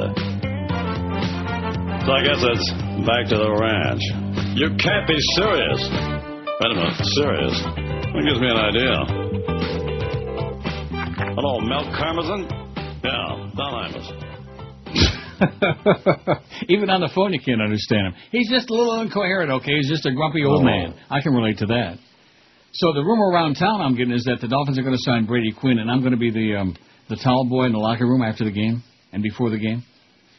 That's what I'm hearing. That might turn me around, so to speak. No, not the way you're thinking now. That was a bad choice of words. Bad. That was really bad. You know what I'm saying? Rectum. No, I don't know what you're saying. Not this kid. Not this old queen. 11:44, 16 till noon at QAM. He sure is a pretty boy, though, that Brady Quinn, even if he did go to Notre Dame, that Farbisson school. So here's Billy in Boca. Isn't that what that says? Billy in Boca? I can barely read it. I think that is what it says. Oh. He says, I'm on my way to Harrison, Atlantic City, looking for the lucky machine, man. Nothing like a good comp. That's right. All the comps all the time, baby. More and more people are starting to learn about that. When you get a comp, grab it. And the comp, too. P.S. Don't play the silly South Florida casinos. They wouldn't know a comp if it bit them in the ass, says Billy. Well, the South Florida casinos, like after I got that thing passed, almost single-glandedly, it's like I said before. They're like, oh, Neil who? Yeah. Here's a fax. It says, would you believe it? For all the much-deserved grief that we gave Whammy TV, it has a valuable legacy. There is a connection with that station, one of the progressive radio trailblazers, Cenk Uygur. I've read a lot of his stuff from Smirking Chimp. He's good. According to Cenk's homepage, he was a commentator, head writer, and supervising producer of The Times, the news show for Whammy, the flagship station for Barry Diller's USA Broadcasting in Miami, Florida. It says, Barry Diller. You fairy. Cenk is currently one of 3 hosts of The Young Turks, the first nationwide liberal talk show and first live daily internet TV show. Remember, I read about that only, a couple of weeks ago, whenever the hell it was? Whenever it was. To continue with the Whammy connection, another of the 3 Young Turks is Ben Mankiewicz, who hosted the Times show. I remember him. Ben frankly describes the Times as a wonderful, irreverent, and seldom-watched daily news magazine. It says, for George, the 3rd Young Turk is a very cute Jill Pike. She's very cute. Not as cute as Brady Quinn, certainly not that pretty. There couldn't be anybody that pretty, you know? Is there such a thing as a guy being too pretty, you think? That's a good question. Can a guy be too pretty? You answer it. No. The show's entertainment... The show's website, theyoungturks.com, states it's a funny, smart, irreverent, and entertaining look at politics, sex, news, pop culture, current affairs, and personal stories. The Young Turks airs live Monday through Friday, 6 to 9 p.m. Or a.m. Oh, excuse me, a.m. Well, there's something to listen to in the morning. Oh, on Air America Radio. We don't want you to listen to that and via webcast. We don't want to be promoting Scare America, okay? Not on this station. Oh, but the good news is it's not carried on 940 INZ, though it is on some station in the Keys. So drive way down there to Key West and crank up your radio real loud, and maybe you'll hear Sank. Or just listen to me, and I'll read you his good columns that he writes. It's a lot easier that way. 1,031 votes, Chris. Nice going, man. Now, so who are the Dolphins going to pick in the draft? Let's get a little draft intensive here. What do you say? No. We love the Dolphins. They're on QAM. What do you say? No chance? I love the Patriots, man. I don't care. Even if Tom Brady never played another game. See, that's a bad rap that I get. I get that Brady rap. Oh, you like the Patriots because Tom Brady is the quarterback and he's hot as a pistol. Yeah, right. He must be hot as a pistol because he's impregnating every hot chick in the universe. But nevertheless. I was a Patriots fan for 2 full years before Tom Brady, although I was rooting for Tommy at Michigan, no less. What's that, the Brady Bunch? Yeah. How embarrassing. How's what's-his-name doing, the father? Gay. He's dead. He's still dead. Yes, he is. What the hell was his name? Robert Reed. Correct. I wonder if he's kin to Greg Reed, or maybe I think he was a little more like Donna Reed. You know, I heard he wore the pants in the family. That's bad, just because he was gay. So was Grandpa on My Three Sons. Boy, that just aggravates the hell out of me. Because you know how I had the hots for Don Grady on Grandpa. My Three Sons? I mean, Uncle Don Charlie? Grady. Uncle Charlie, that's right. Now, William Frawley played Uncle Charlie. He was the second one, right? After the first one croaked, or was it the other way around? That's not the gay one, is it? No, William Frawley was not the gay uncle. Thank God. There's only one gay uncle. Fred Mertz is a bad God. God. I don't think the world would be the same if I had to think I wonder of if he ever saw Don Grady naked. That's an interesting thing, you know? What a thought that is. That's disgusting. Well, I bet it wasn't, though. Now, Don Grady allegedly was doing Farrah Fawcett back in those days. Now, obviously, a long time ago before well, they're probably both 100 now. See, that's when you know you're getting real old, is that people who used to be just smoking, man. I mean, really super, super, super hot. When they're like 100 years old and they're in a wheelchair, you know. And you're thinking, oh, geez, it's like, you know what it's like? What's it like? It's like a steak that once upon a time used to be, juicy and sizzling and just, sitting in its own juices on a plate and would look phenomenal. But that was like 80 years ago, and now it don't look and smell all that good. You know what I'm saying? What are you saying? I'm saying old is not good. That's what I'm saying. That's my advice to all you people out there. Don't get old, okay? Every morning when you get up, just get out of bed and scream, do whatever you can to avoid getting old. That's right. Call up Dr. Sanjay Gupta at CNN. Maybe he'll give you the elixir of life or something like that, or just a lick or two. Because getting old, man, really blows. Well, if he likes her elixir. Yeah.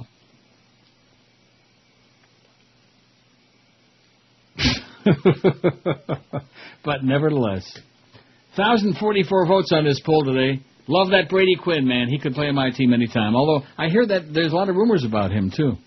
What? Brady Quinn. What kind there of were rumors? some rumors. Look, you know what it's called? It's called swishful thinking. That's right. That's right. All you fags. All us fags, we think every hot-looking young guy is gay because that's an excuse to like. He doesn't. They don't have to be hot. You don't have to be gay for us to look at you. You know what I'm saying? If you look good, that doesn't mean you have to be gay. We can still oogle at you, just like some dyke. Some hot dyke might be walking down the street, and you go, take a look at that. You know, and she might be some dyke who wouldn't give you the time of day. Why do you keep dropping that Brady Bunch? You know what I'm going to do? I'm going to play this these things again, over and over again, with all that dolphin chazarai in it. 1,044 votes on the poll. Most people... See, I can't even read this anymore. You got me so whipped up about Brady Quinn. What's the big deal with him, okay? So he's young and hot, okay? And really a stud. Who was bringing up 3 very lovely girls? You know something? I hated that show. I really did. Yeah. I watched it only because it was on. You know, back in the day, right. You didn't have cable. There was only like 2 or 3 shows on. I watched it, but I hated that show. Cornflakes, nothing but corn. And you know who I really can't stand? All the maids on those shows. The only good maid was Florence on the Jefferson. She was great. They only had one maid. What? Oh, wait a minute. Who the hell was that? Huh? They're doing a thing here on Guns on Campus. Now, they had some kid sitting in a chair, and I looked over there, and I almost missed that. That would have been so bad if I'd missed that.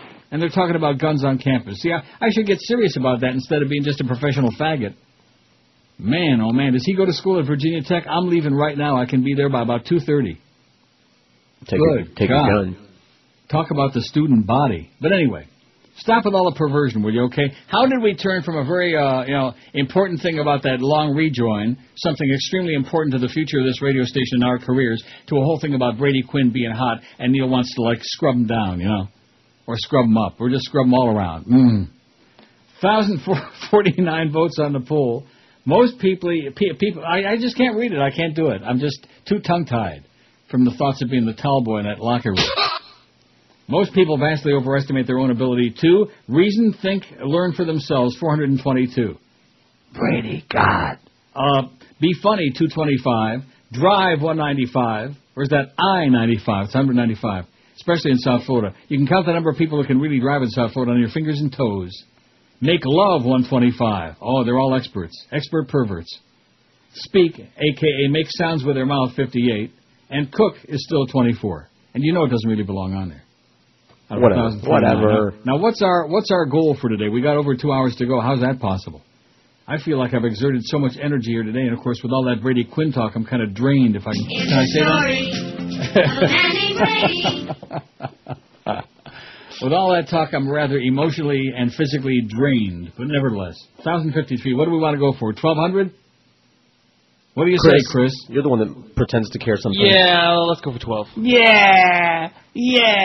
That's the definitive response We can of a get super 12.50 fat probably. guy, okay? Yeah, like I care, okay, you old fag. I don't really give a crap. If we got 10 votes, he wouldn't care, would you? Doesn't put any more money in your pocket, and of course, the more money you got, the more food you're going to buy. Huh? Now, I'm serious. I think that all you people who are supposedly, if I'm going to sign this contract extension, which it may happen this week, and I know a lot of people in the audience are thinking, oh, my God, Neil, you're supposed to go to Sirius or XM. Yeah, right, get serious. With all the screaming and bellyaching you've done about Joe Bell and that horseball station and their technical... Now, at least, are we back on full power today, can you tell me? Yes. Well, thank God for that, for Christ's sake. Neil, God! I mean, there's nothing like sitting down and finding out you're operating at about 20% power, and the transmitter tubes aren't even glowing because there's not enough juice going through them. WQAM, hello. Not there. That was going to be a really good call. I can smell it. WQAM, hello. Right, get serious. Hello? Yes. With all the screaming... Hello? Hello? They hear you. Goodbye. How do you know they hear me? WQAM, hello. I know. Hey, Neil, hold on a second. I gotta turn my radio down. Throw that thing away. Hey, I'm a 35-year-old gentleman. I happened to catch a thing on the Mamas and the Poppers last night, man. Yeah. What do you mean by gentleman? What do you mean you're a 35-year-old gentleman? What does that mean? Well, that doesn't mean squat, really. I'm just trying to say. Gentleman, my ass. Well, we'll take that up on another time. But hey, she could really move her feet for a big mama, man. Yeah, she was great. She really knew how to work a salami sandwich, I'll tell you that. Till that last one, man. She worked that one quite right.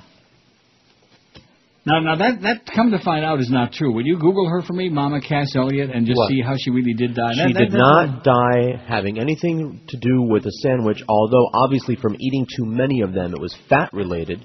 Yeah. Her heart gave out. She choked on her own fat. You know how that goes. Right, yeah. Like you all will do. That you're gagging on your own fat. But she did not choke on a sandwich. Chris can tell you that because he was so fat, I'm sure that he was like, What do you mean was?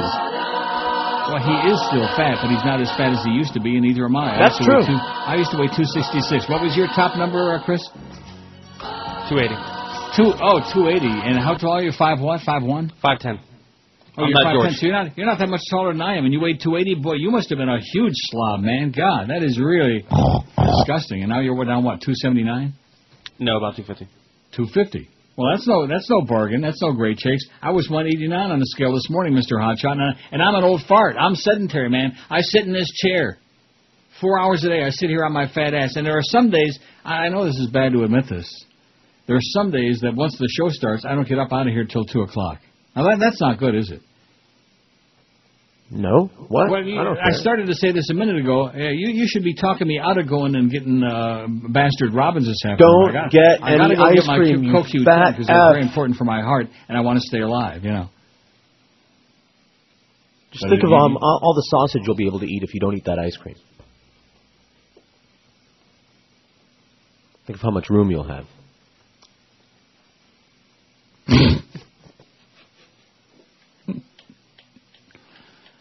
Oh, right. Now, is this the new one or what?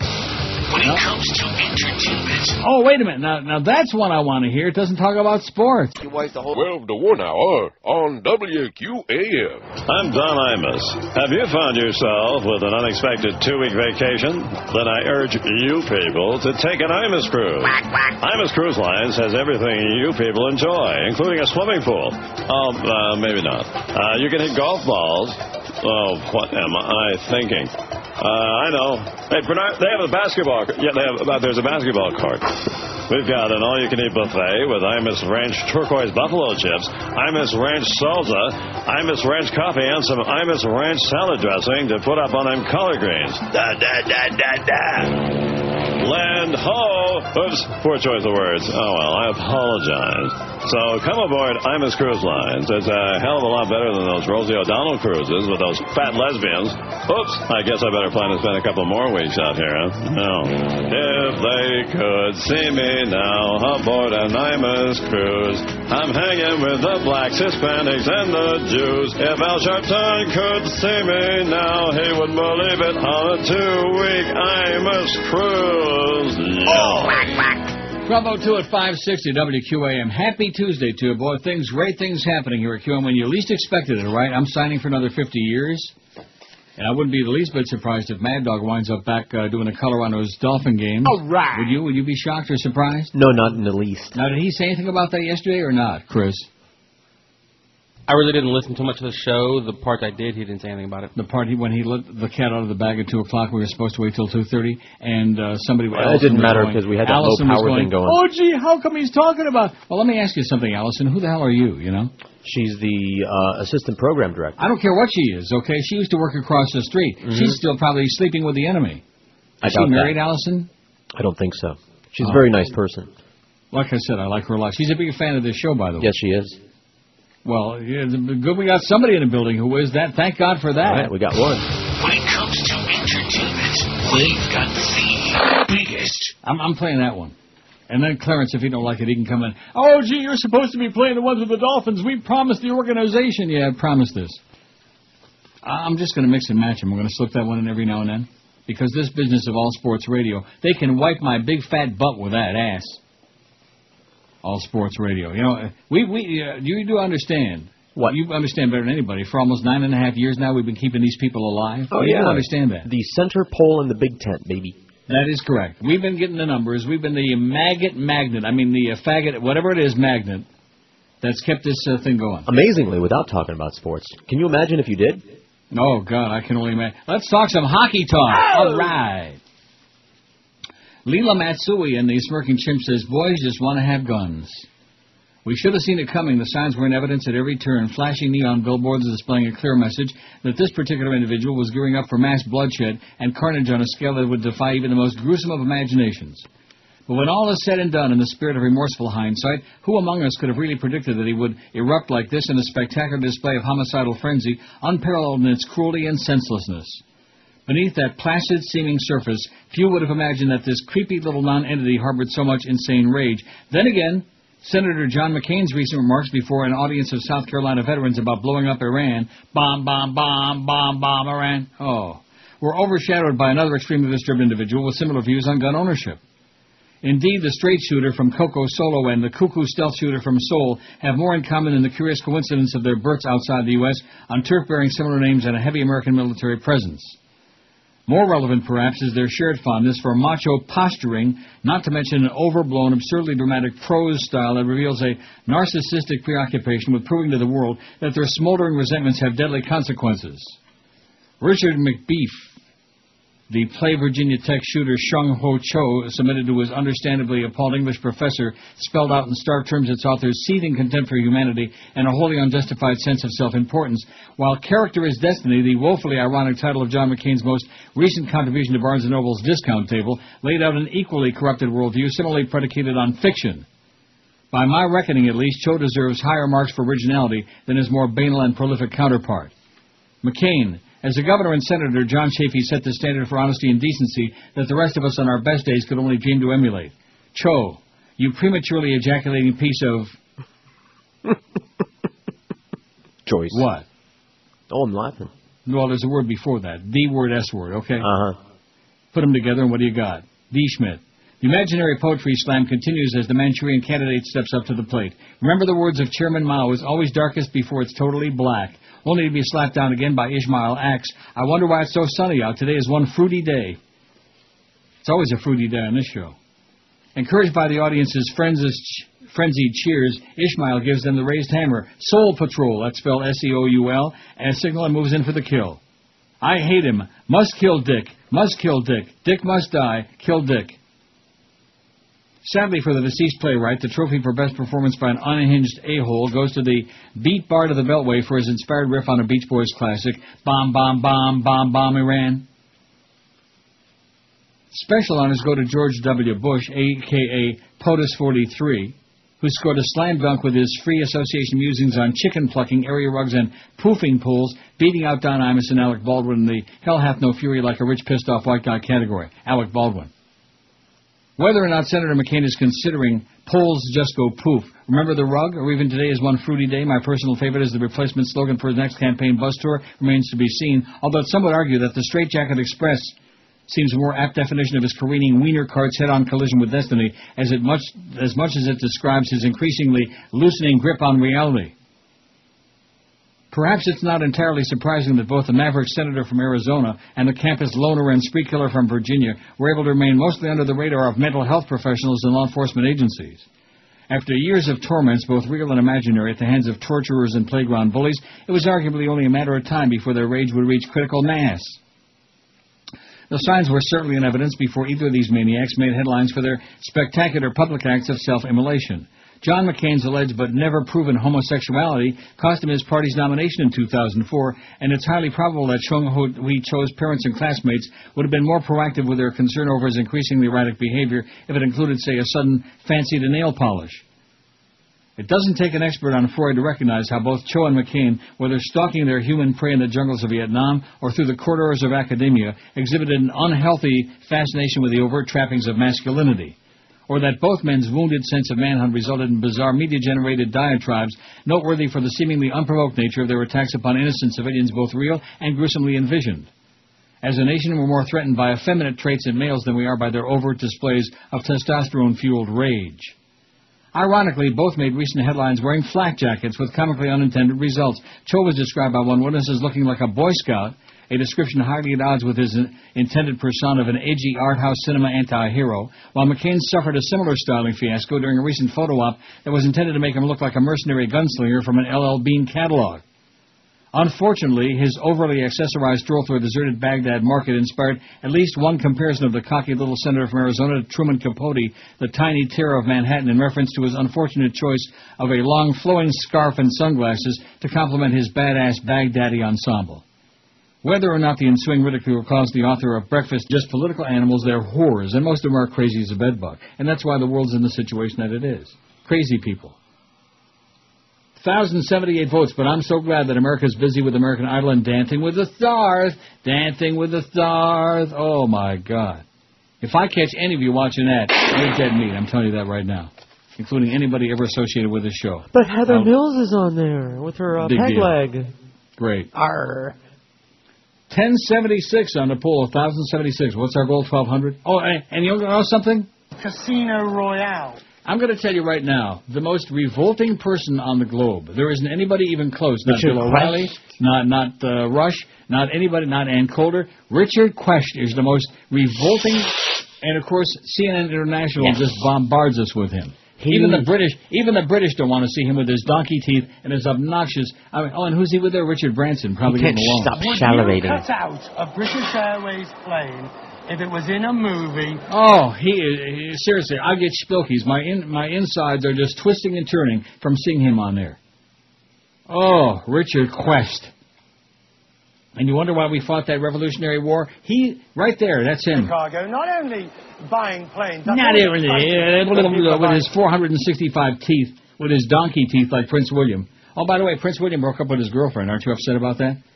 Let me say it again. The last half of my vacation in Amsterdam on the BBC and on Sky News, that's all they were talking about. That was the main story.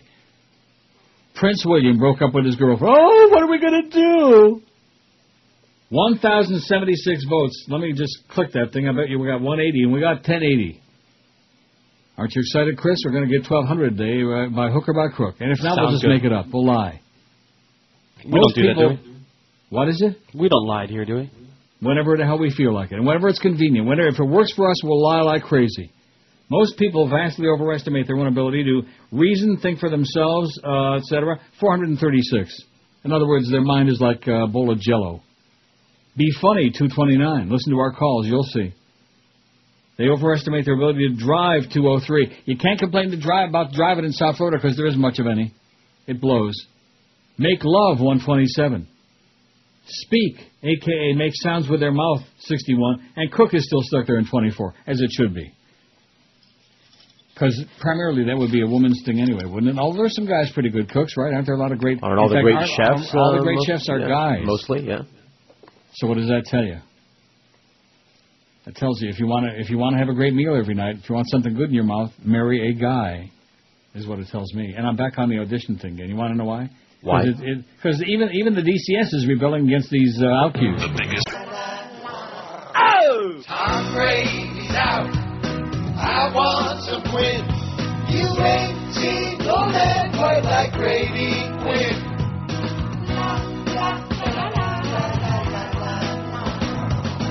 He's a football player, dude, a solid wall of meat. The kind of guy that I want to do, that's good enough to eat. Absolutely. I wonder if he'll go on a date, but there's no chance at all.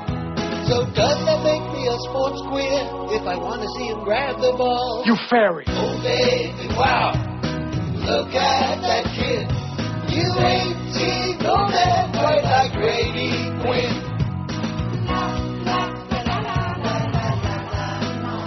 Huh? I got a high-def TV screen that helps me see his buns.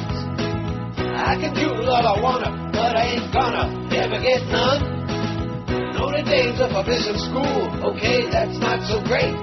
But I'm gushing over him madly, at least until he's 28. Oh my God. Tom Brady's out. I want some win. You ain't seen no man quite like Brady Quinn. Oh, baby, wow. Look at that kid. You ain't seen no man quite like Brady Quinn.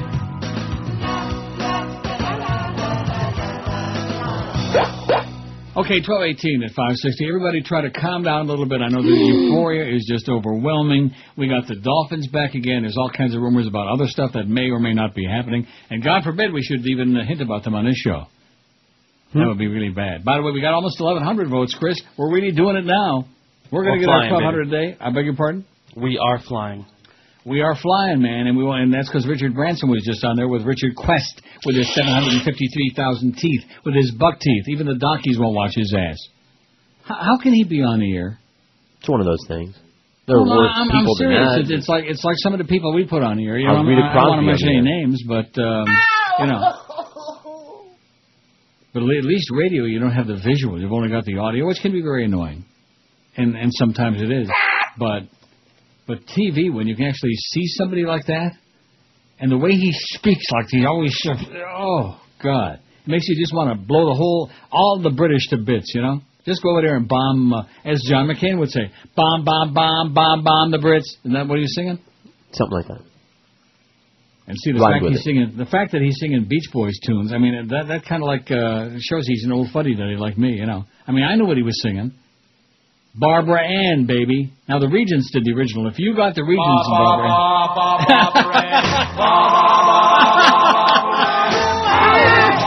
Oh, no. How did you do that? Magic. Wow.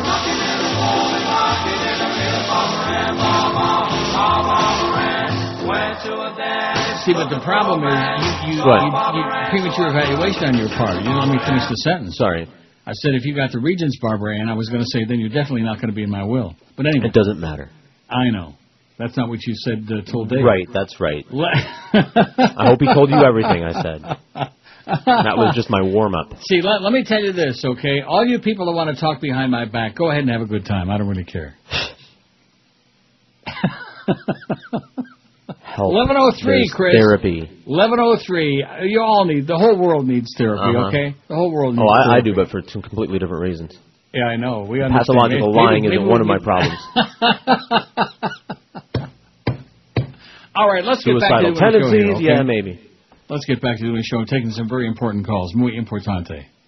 Probably about the Dolphin broadcast on QAM. And how come Jimmy Syphilis is still going to be on? WQAM, hello. Yeah. Neil, how you doing? Good. Why did it take us so long to answer my call? Because we'll get to you when we're good and ready. Now, what do you got? You're nothing. a bastard. Yeah, nothing. You got nothing. That's why it took me so long, because I knew you're a schmuck with no material. Yeah, I'm a bastard. So what do you want to do about it? Want to make a federal case about it? I make more in 2 weeks than you make in 5 years, okay, schmuck? Big deal. WQAM, hello. Hey, Neil. Yes, sir. Would you like to be in my will? No. I'm the middleman. Would you like to hear me make sounds with my mouth? No. Please. No. Weak. Work on it. He's working on it. You could tell. WQAM, hello. Don't cry for me, Yugoslavia. WQAM, hello. Hey, Neil. Yes, sir. You know, I never did watch that. You sent that to me. I never watched it. Yes. Oh, wow. I got 2 questions for you. Yes. You do a drop. I haven't heard it in probably, I don't know, 5 minutes. 2 or 3 months. Anyway, it's called it goes like increble or increble or... Increble. Yeah. That's it's not a he, it's a she. Can't you tell it's a lady? What is that? What does that mean? What is that? Well, what do you mean, what is that? It's a lady going like that. Incredible. Well, what is it? Oh, incredible. Spanish. It's Espanol, baby. You better start speaking to Pani. Now, what's the other question? Okay, the other question is, heard a rumor from, I was talking to a friend in Atlanta just a few minutes ago. Have you seen anything on the wire about Keith Richards this morning? No. Okay, good. That's Well, good. what was the rumor? The rumor was that he had died, yeah. Keith Richards? All right, That was, but nobody, but it wasn't, it was just, I don't know. Hang on a second. Bum, bum, bum, bum, bum, Baran. Bum, bum, bum, bum, Baran. Anyway, News results, he's dead. No, his mother died. He's not dead, but his mother's dead. Okay, all right. That was it? How many records did she cut? About 30, man. Okay, what a call, huh? Keith Richards' mother, Doris Richards, dies at 91. 2 hours ago this was on. So that goes to show you right there the way that things go. It's just like that whole thing with the religion. You know, all these fairy tales, these bubble mices that got passed around, word of mouth, people making sounds with their mouth.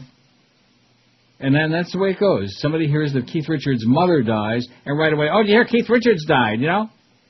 Keith Richards didn't die, and if he did, does it make a difference? Is that going to change my life? Am I going to get all bent out of shape about it? No. Do you want to hear the story? No. About his mother? No. I got it right here.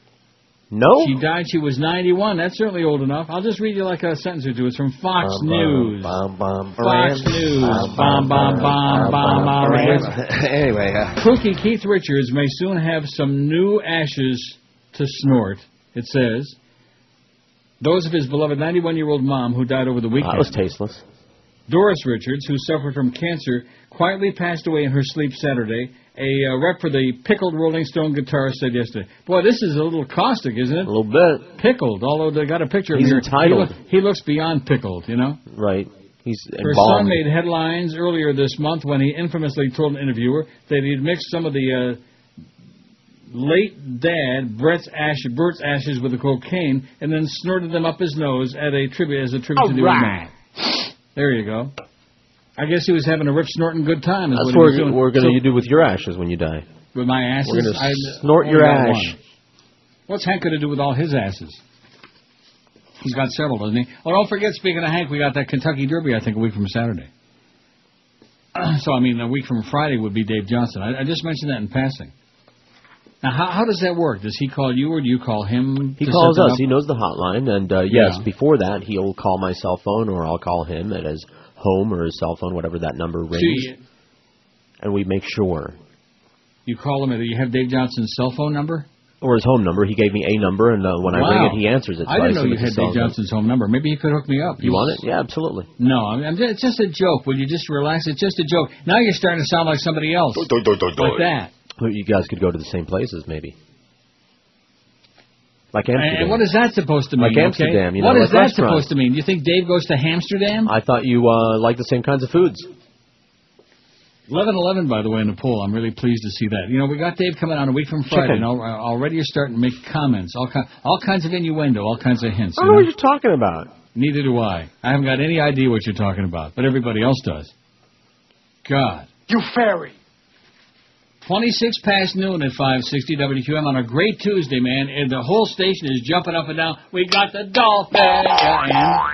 And Joe Bell says he's going to make us a lot of money now. He says this station has always lost money. I guess we didn't make a bad deal with them, although it's probably supposed to be a secret, you know.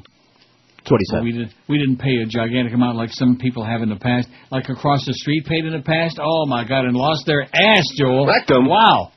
That Joel Feinberg, man, what a loser. And that Mike Disney, what a boozer. And that old Neil, what a cruiser. Remember Eddie and the Cruisers? Boy, Michael Paré, what a bad flick. And then they made a sequel to that. They made the sequel so that you thought the first one wasn't that bad. And you know where he was in that movie? Montreal. Was he? He was doing his froggy routine. Montreal. Michael Paré. Eddie and the Cruisers. Boy, you're just full of it today, man. I got it. The computer's working fast for some reason. When you popped out the Regents in Barbara Ann, it sent quivers. I had them in a holster. I was just ready for it.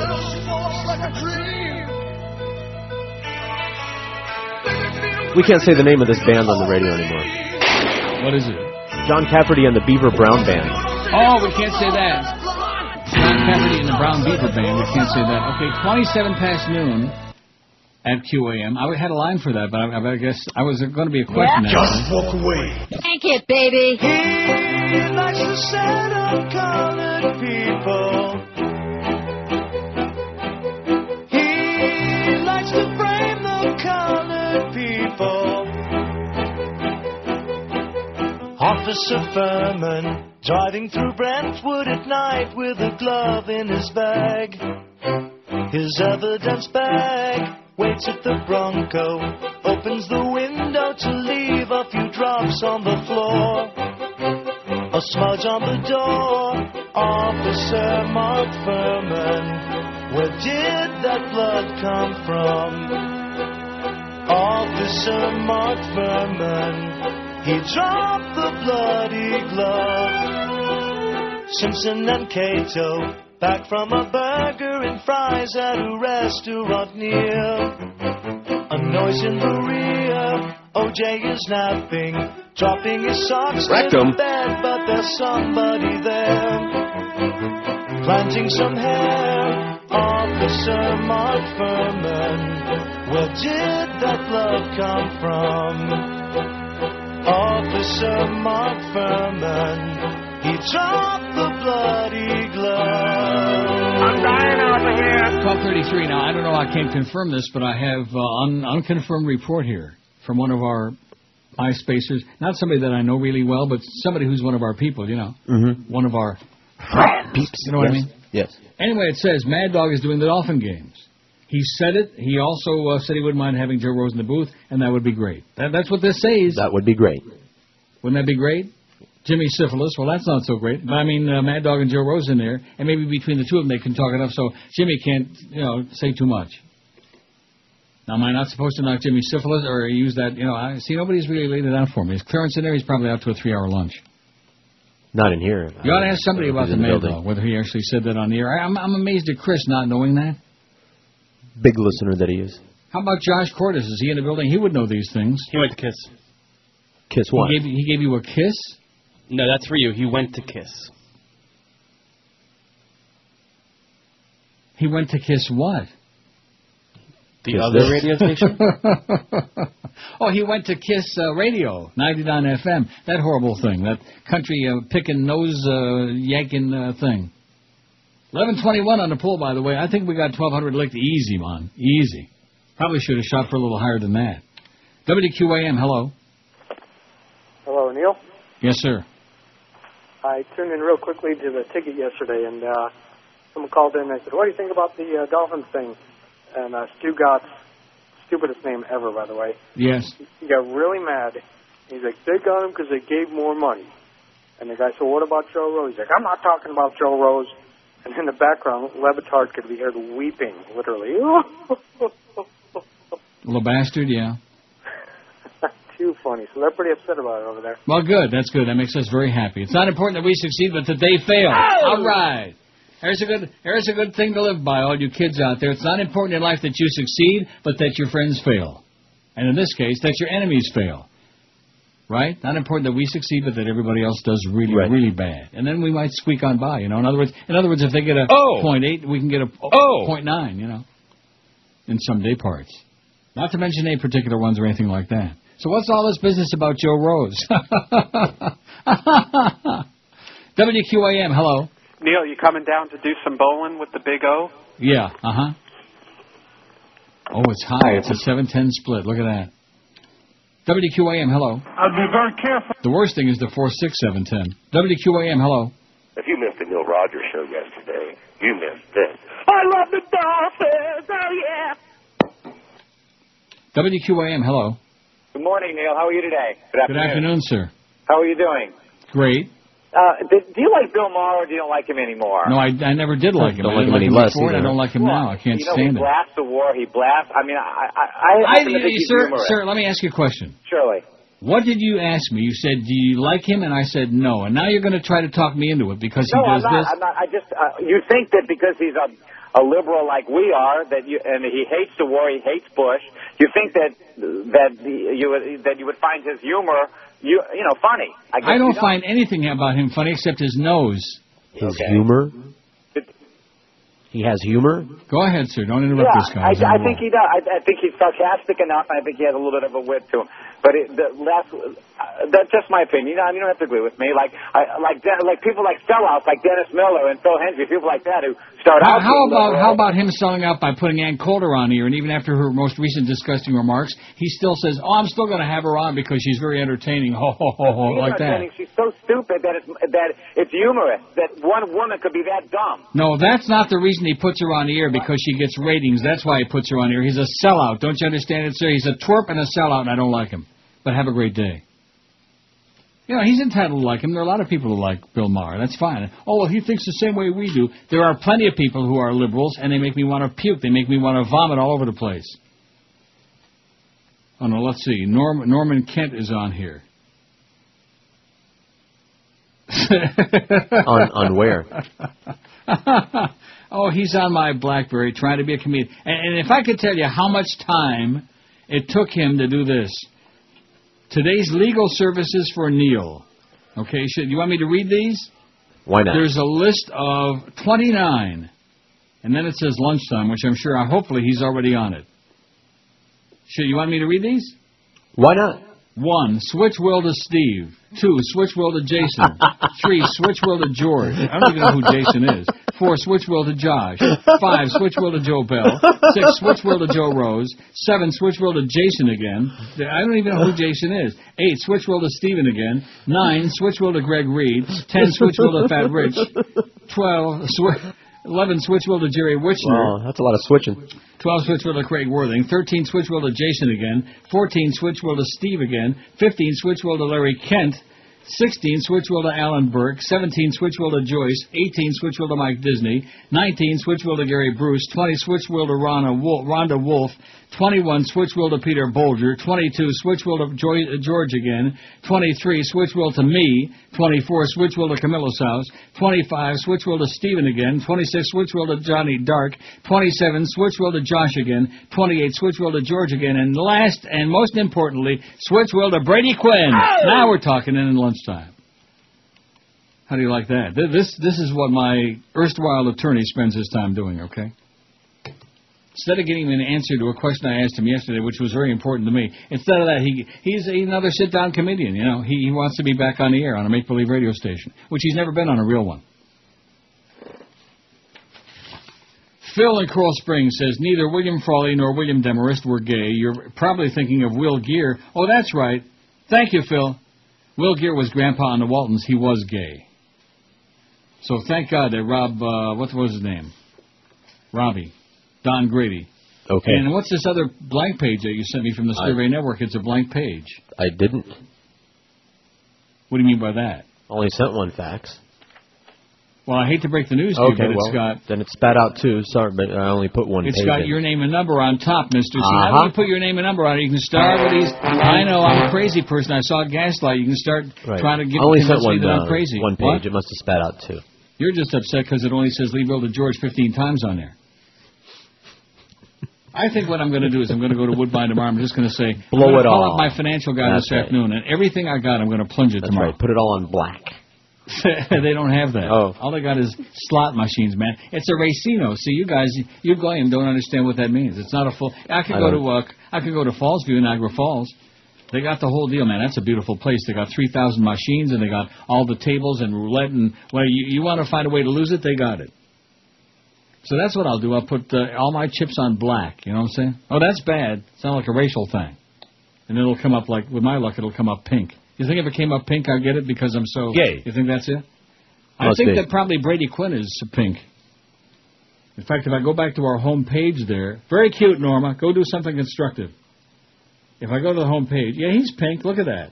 Right under where it says Neil elfing himself, or is that effing himself? Brady looks like he's in the pink. He's on the phone, and he's got, and there's another hand there. Either he's got 3 hands, or there's another guy standing there holding his ball, his football. Do you see that? No. On our page, on our home page? Sure, not on our private one, but on the regular, on the NeilRogers.com. Mm-hmm. You don't see that? I'm going there now. Brady is on the phone. He's got his blue shorts on. He's, other than that, naked as a jaybird, shaven very, very, very closely and very tightly. I mean, as smooth as butter. And I thought it was always him holding that football, but there's another guy holding that ball. And you'll notice that the ball is very close to the vicinity of, well, I don't want to get into person. Bastard. Yes. Uh-huh. The temperature is 0. It is cold. It is so freaking cold. And I cringe every time the wind blows. In my pants, something is shrinking. I'm so cold I can't lip sync. Oi! That's because it's 0, baby. Increíble. And I cannot feel my toes. There's a tingling in my fingers. You fairy. And my private parts are froze. Oh, my nose is about to fall off. There's a cloud every time that I cough, and my hands are blue. They are turning numb. They might amputate my thumbs. All right. That's because it's 0, baby. I can barely move my mouth. Oh no, I'm a red-hot Latin lover. But first I need to be thawed out. Yes, I need to be thawed out. That's because it's 0. Hace frío. 12:48, 12 minutes before 1 at 560 WQAM. You know, I could have easily done him. He was obsessed. He's probably still obsessed with his show. Loves me. Love you, Enrique. Now, you know that's true. Yes, I do. Every word. I'm talking about the fact I could have done him. Anyway, Miami says, now, I don't know why I leave some of these people on there on that MySpace page. It's just a picture of a palm tree, and it's somebody that's got one friend, and it's us. Yeah. And it's, you know, but occasionally this person sends me some, like, radio information. So now he sends me like an inquisition. I've got 2 messages here I'm going to rip. And he goes on, I love you, but I'm just wondering why you have decided Olbermann is no longer on your good side, while Obama has called for Imus to be fired. You didn't say anything about him. Well, and my response is, probably because I never heard about Obama's comments. Duh. In addition to which, Barack Obama doesn't work at CBS, or wherever the hell it was. And, he had nothing to do with his getting fired. He's a politician. What would you expect him to say? He's a black politician. What in the world would you expect him to say? Jumping on the bandwagon. I don't agree with that, but I'm still 50,000 times behind Barack Obama in spite of what Miami says, okay? In addition to which, Olbermann has been trying to get him canned, according to what we heard, and I believe it, for 3 years. And when you got some troublemaker in the building that's running around trying to get people canned, I don't buy that. I'm not for it. I'm for the talent. And Olbermann was doing a great job, and I watched him a lot, and he can go to hell. Go back to your sports, Keith. Now, if that isn't aggravating enough, because everybody's got to give you a lecture. Well, how come you said this, and why didn't you say that, and blah, blah, blah, because. Now, here comes the worst of them all, okay? You know who the worst of them all is on here? Who's the worst of them all? Gee, I'm so glad you asked.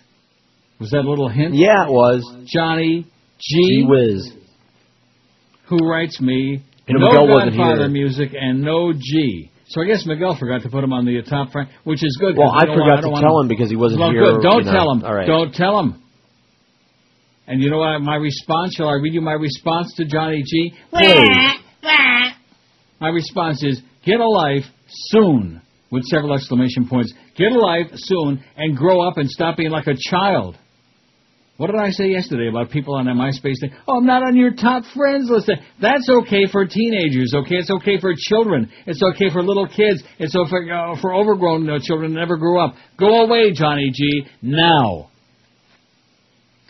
To think that years ago he used to bring us some really great pizza to Zeta, but that's a long time ago. Maybe since then his brain fried, if he had one. No Godfather music and no Johnny G. Oh. That's South Florida for you, baby. That's it. That's America for you. And there's who have signed affidavits. Rick Sanchez, man. Ricky Ticky Sanchez. We have signed affidavits that he hit that guy in front of the stadium there. And the guy's still dead. You know, the guy was a vegetable for a while, and then all of a sudden then he was a fruit. That's what he gets for drunk walking. Ricky Ticky Sanchez. And his punishment for killing that guy in front of the stadium is being on CNN now. All over the world. Here Tuesday at noon. Like unleashing a disease on the universe. Ricky Ticky Sanchez. Enough to make me vomit. Go away, Johnny G. Okay, you have. You know how we all have our limits with people. That's and right. Things? There's a line. There's like a saturation point.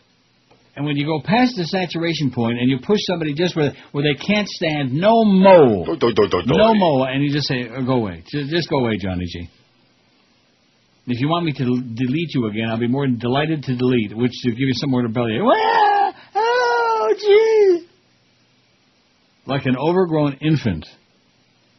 Candidates for the Republican presidential nomination and their supporters have begun to employ increasingly negative and deceptive strategies in the early primary state of South Carolina, according to a report for Salon.com. Maybe it's the legacy of Lee Atwater, writes Salon's Michael Scherer. Maybe it's some lingering Confederate spunkiness. It might even be the sweet tea. But one thing is unmistakably true. Republican Party politics in South Carolina is a down and dirty affair. While attending the Greenville County Republican Convention held April 21, Scherer documented one flare-up in which the Romney campaign was accused of paying delegates to cast votes for him in a straw poll. Romney itself had also been the target of attacks with anonymous emails and unsigned mailers accusing him of being a Mormon with a secret. Must be that magic underwear. That's no secret. A veteran showed up in Spartanburg with a never-before-heard-of nonprofit called the South Carolina Veterans Coalition, and then accused the local county chairman, Rick Beltram, of being a Romney patsy who planned to stack the deck in the upcoming county straw poll, writes Scherer. At the straw poll itself, Beltram's teenage daughter burst into tears after being berated by a McCain campaign staffer who was apparently concerned that she was stealing votes. Bomb, bomb, bomb, bomb, bomb, McCain. Scherer also described a ruse in which Romney supporters created a phony group called the South Carolina Collegiate Republicans and lured a state senator who was supporting John McCain for president to speak at the group's convention. The group later used that senator's name in a press release touting that Romney had won the convention's straw poll. The most vicious signed attacks in South Carolina, writes Scherer, have come from the otherwise marginal campaign of John Cox, a quirky CPA from Illinois who speaks of his lesbian sister when he discusses his opposition to gay marriage and claims his father raped his mother when he discusses his opposition to abortion. South Carolina was also the site of Senator McCain's most recent gaffe, where he was videotaped singing "Bomb, Bomb, Bomb, Bomb, Bomb, Iran" to the tune of the Beach Boys cover song Barbara Ann. The video was widely circulated by the Fuzz Report. as well as a blog run by an operative who works for 2 top-level Romney consultants. And, boy, you talk about showing your ass to the universe, John McCain. Rectum. That's it, both cheeks. Very, very funny. Okay, all these people dying, all this bloodshed, all the legs being blown off, and the arms and the eyes, and all this other stuff. All very amusing and funny stuff, okay? And you wonder why I say the U.S. it's a slaughterhouse. The world is a crazy place. All these Getchkis. Oh, it's the Sunnis and the Shiites, and then, of course, there's always the, who are the other ones? I don't know, Kurds? The Kurds who are grabbing up all the oil. They're sitting with, what's her name, eating her curds and whey, Little Miss Muffet. Sat on a tuffet. Along came a spider. Yeah. Not to be right. Said, what a wicked web we weave when we practice 2D thief. Something like that. So Mad Dog evidently also ripped Joel Feinberg, according to my spy report, ripped him an ass for the things he said about Jimmy Syphilis. Well, you know, Mad Dog's got to kiss up a little bit because he's going to be working with Jimmy. If that's true that he's going to be... Now, has anybody confirmed that in the building? That he announced it on the air he's going to be doing the color on the games again? No. Well, why not? Why freaking not? We don't talk to them. They don't talk to us. Oh, well, let's keep it that way. Good. Don't talk to any of those sports people. Don't talk to them. They're evil. What would we talk about? They're evil. Talk about women, straps and taking showers naked with Brady Quinn. 11:52 on the pool. Here's the deal. Most people. Oh, and we're also supposed to put on here their own ability to lie believably. Okay. Don't you think that's a good one? Sure. Like Greg Reed, for example. He was the most compulsive. I mean, I've known some people that lied in their life, but if he said good morning, he was lying. 1,152 votes. Most people vastly overestimate their ability to reason/think/learn for themselves, 459. Amen. Be funny, 243. Listen to our morning show sometime. You'll understand what that one means. Drive, 218. Make love, 140. Speak, a.k.a. make sounds with their mouth, 65. And cook, 29 now. Up to 29. I know how to boil some really good water. When I'm up in Boca Chica slapping old women with painted lips around the pool. I listen to the Neil Rogers 1 to 2 hours. Yeah, I mean, I listen to the Neil Rogers Fair and Balanced 1 to 2 hours. Hawaii at last. Now you can get a little peace and quiet. Hiya, Mo. What are you doing here in Honolulu? When I heard you were here, I flew right over and dressed up like Connie Stevens, just for you. Well, you're forcing me to do this. Huh? Hey, how about a nice Hawaiian punch? Sure. Doi, doi, doi. Doi, doi. Doi, doi, doi. Doi, doi, doi,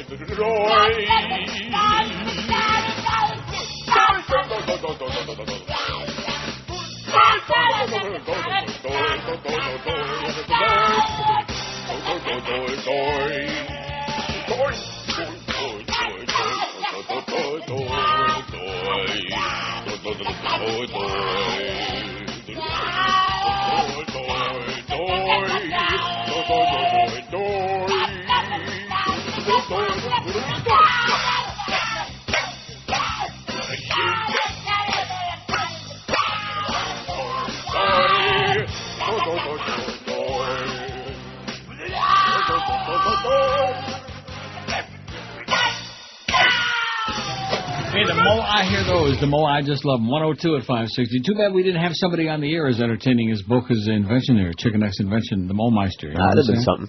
Yeah, too bad that the stiff we had on the air was such a stodgy old fart with checkered pants and a bad piece. 11:63 on a poll. Chris can rest assured that we'll make 1,200 easy, man, like sliding into third base. Cool. Aren't you impressed by that? Oh, I'm very impressed. Now, what did you guys have for lunch today? Howie's again? Yeah, bacon for breakfast. Well, don't you think we ought to, like, mix it up a little bit? I think we ought to start getting a lot more good food in there. I think I have a tapeworm. Maybe Chris can use that excuse, too. What? Yeah, I beg your pardon? You've been using that excuse for years, all you old fat people. Fat farts, yeah. Well, that's a good excuse, though. It's either a bad thyroid or a tapeworm. It's a glandular condition. Yeah, a gland. Maybe I have a bad gland. Mm-hmm. I wish I could find it. Yeah, that ain't fat. 1,106. That's what you think. 1,163 votes on the poll. And we added lie believably on there. And so far, it's really kicking ass. It's got no votes. I thought it was a good, most people think they can pull the wool over everybody's eyes, like Greg Reed, for example. Iraqis blame the U.S. occupation for the failure of 2 parallel security plans drawn up by U.S. forces and Iraqi troops that failed dramatically with the bombings last week that killed more than 300 people in Baghdad. Things are going tremendously well. There's blood and bodies and body parts all over the place. Under the security plans, additional troops were brought to Baghdad, most city streets closed, but car bombings, operations by death squads, and attacks on U.S. troops continue. 9 more dead yesterday. We just mentioned that in passing.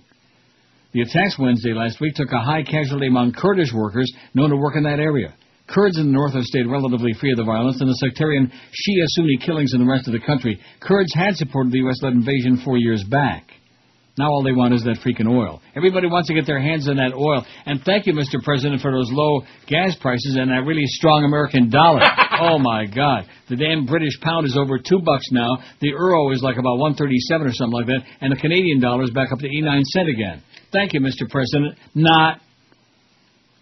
A car bomb went off in Sadria neighborhood in the center city, causing death to over 200 people. Mahmoud Abdullah from the Rustafa Police Directorate in Baghdad told IPS. It's not certain that the car was driven by a suicide person. In fact, most of us believe it was parked there since early in the morning. Hey, maybe it was just parked there and it just blew up. What do you think? But a bing, it just blew up. That could be it. It was an accident and somebody got hurt. It was an accident. That's right. It was an accident and a lot of people got hurt. A lot of accidents and a lot of dead people. That's Iraq. You notice we don't even see polls anymore about the American public because I think he's got a minus in front of his approval rate now, this president. And what is Nancy Pelosi and Harry Reid? What are all these people waiting for? When do the impeachment trials start, John Conyers? When the hell do they start? Now, there's a good guy, John Conyers. Let's put him in there. Let's put him in there for the rest of Bush's term. Then we'll get Barack Obama in, and we'll have 2 black presidents back to back. Uh-oh. Wouldn't that be bad?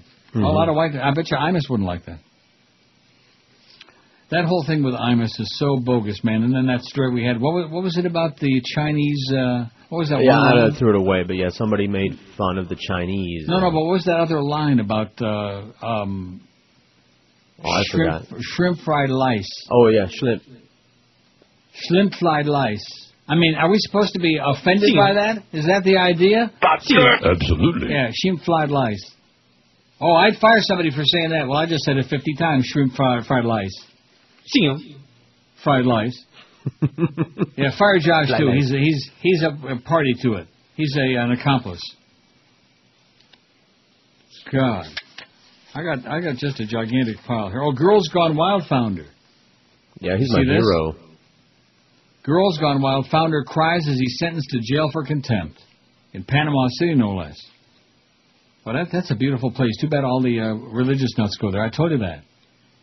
When I was on vacation one time, I drove over on the West Coast and to Two-Egg in Panama City. What beautiful beaches. Those beautiful white beaches and the really crystal clear water. Mm-hmm. And the busloads of young teenagers from the Christian schools come there and they screw their brains out on the beach. And they say, oh, God, that's good. Oh, God. Oh, Jesus. Let's do it again. Jesus. Blowing his nose and wiping away tears, the multimillionaire founder of Girls Gone Wild Video Empire pleaded guilty to contempt of court yesterday and received a jail sentence of 35 days. Joe Francis, 34, wore leg chains and a green jumpsuit with segregated inmate Bay County Jail printed on the back during the hearing and apologized to the judge in the case.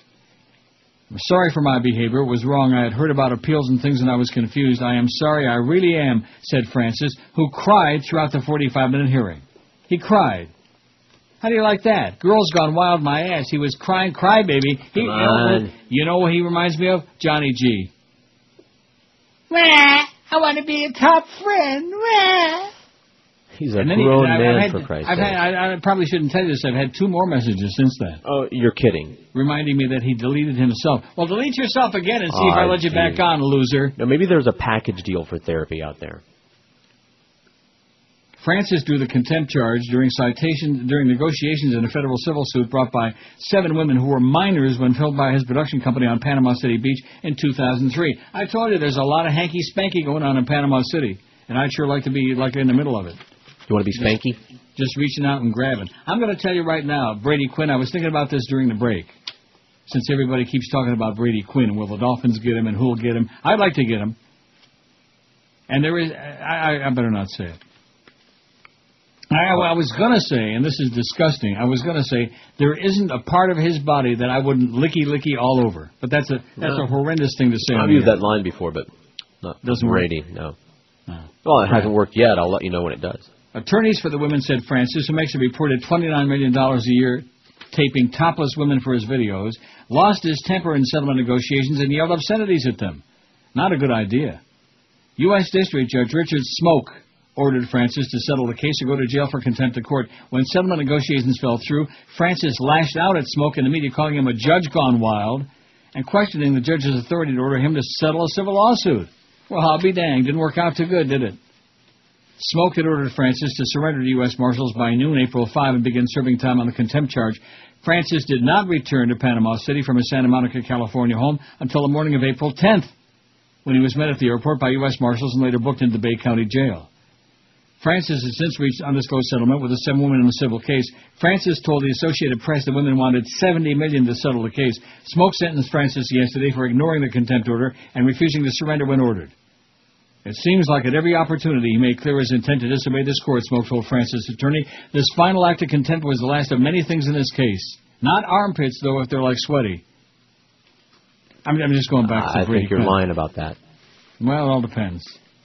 All depends on how emotional I was at the moment and how sweaty they were. Mr. Francis' behavior at the mediation was hostile, obscene, vulgar, and abusive. Every effort was made to avoid getting to this point, said the judge. Yesterday's hearing is just one of several legal issues Francis is facing in Florida, Nevada, and California. In Florida, Francis is facing state charges for allegedly offering a jail guard $100 for bottled water and having prescription sleeping pills in his Bay County jail cell. Jan Hanslick, Francis' L.A.-based attorney, said those charges could put Francis back in jail when he finishes the remainder of his sentence in 21 days, then he'll cry again. Hanslick has asked Smoke to reduce the sentence to less than 30 days. About 30, man. Hanslick said a sentence of greater than 30 days About 30, man. is considered more serious under federal guidelines and would be damaging to Francis if he's convicted of additional federal charges, including a pending tax evasion case in Nevada. This guy's got more tourists than Carter's got pills, baby. He's got some issues, as they say. He's got some issues. Do you know anybody who doesn't have issues? No. Some have more than others. That's why they say that. Huh? Some have more than others, and some are more serious. So-and-so has got issues. That's the most stupid expression. Oh, Susie's got issues. Johnny's got issues. Yeah, Johnny G's got issues, all right. Jesus, God, what have I done to deserve that? What have I done to deserve that? No, Godfather. So I guess somebody disabled the Godfather music on the back behind our page. I don't know. And we don't care. We don't care. Why should we care? Let me ask you this, Chris. Do you care whether the Godfather music's on behind the picture there? I never even noticed it was. I mean, I guess I did early on, but, I don't go there, girlfriend. Maybe girlfriend. Boy, that's nasty. Let's see. Is this the one? Is this the main title? Maybe this should pacify some of those people. I've had several emails about, the Godfather music's not there anymore. Well, something, that should be my biggest problem. And why do I keep getting table of contents error on this damn thing, I don't know. Maybe because you said girlfriend. Oh, wait a minute. There it is.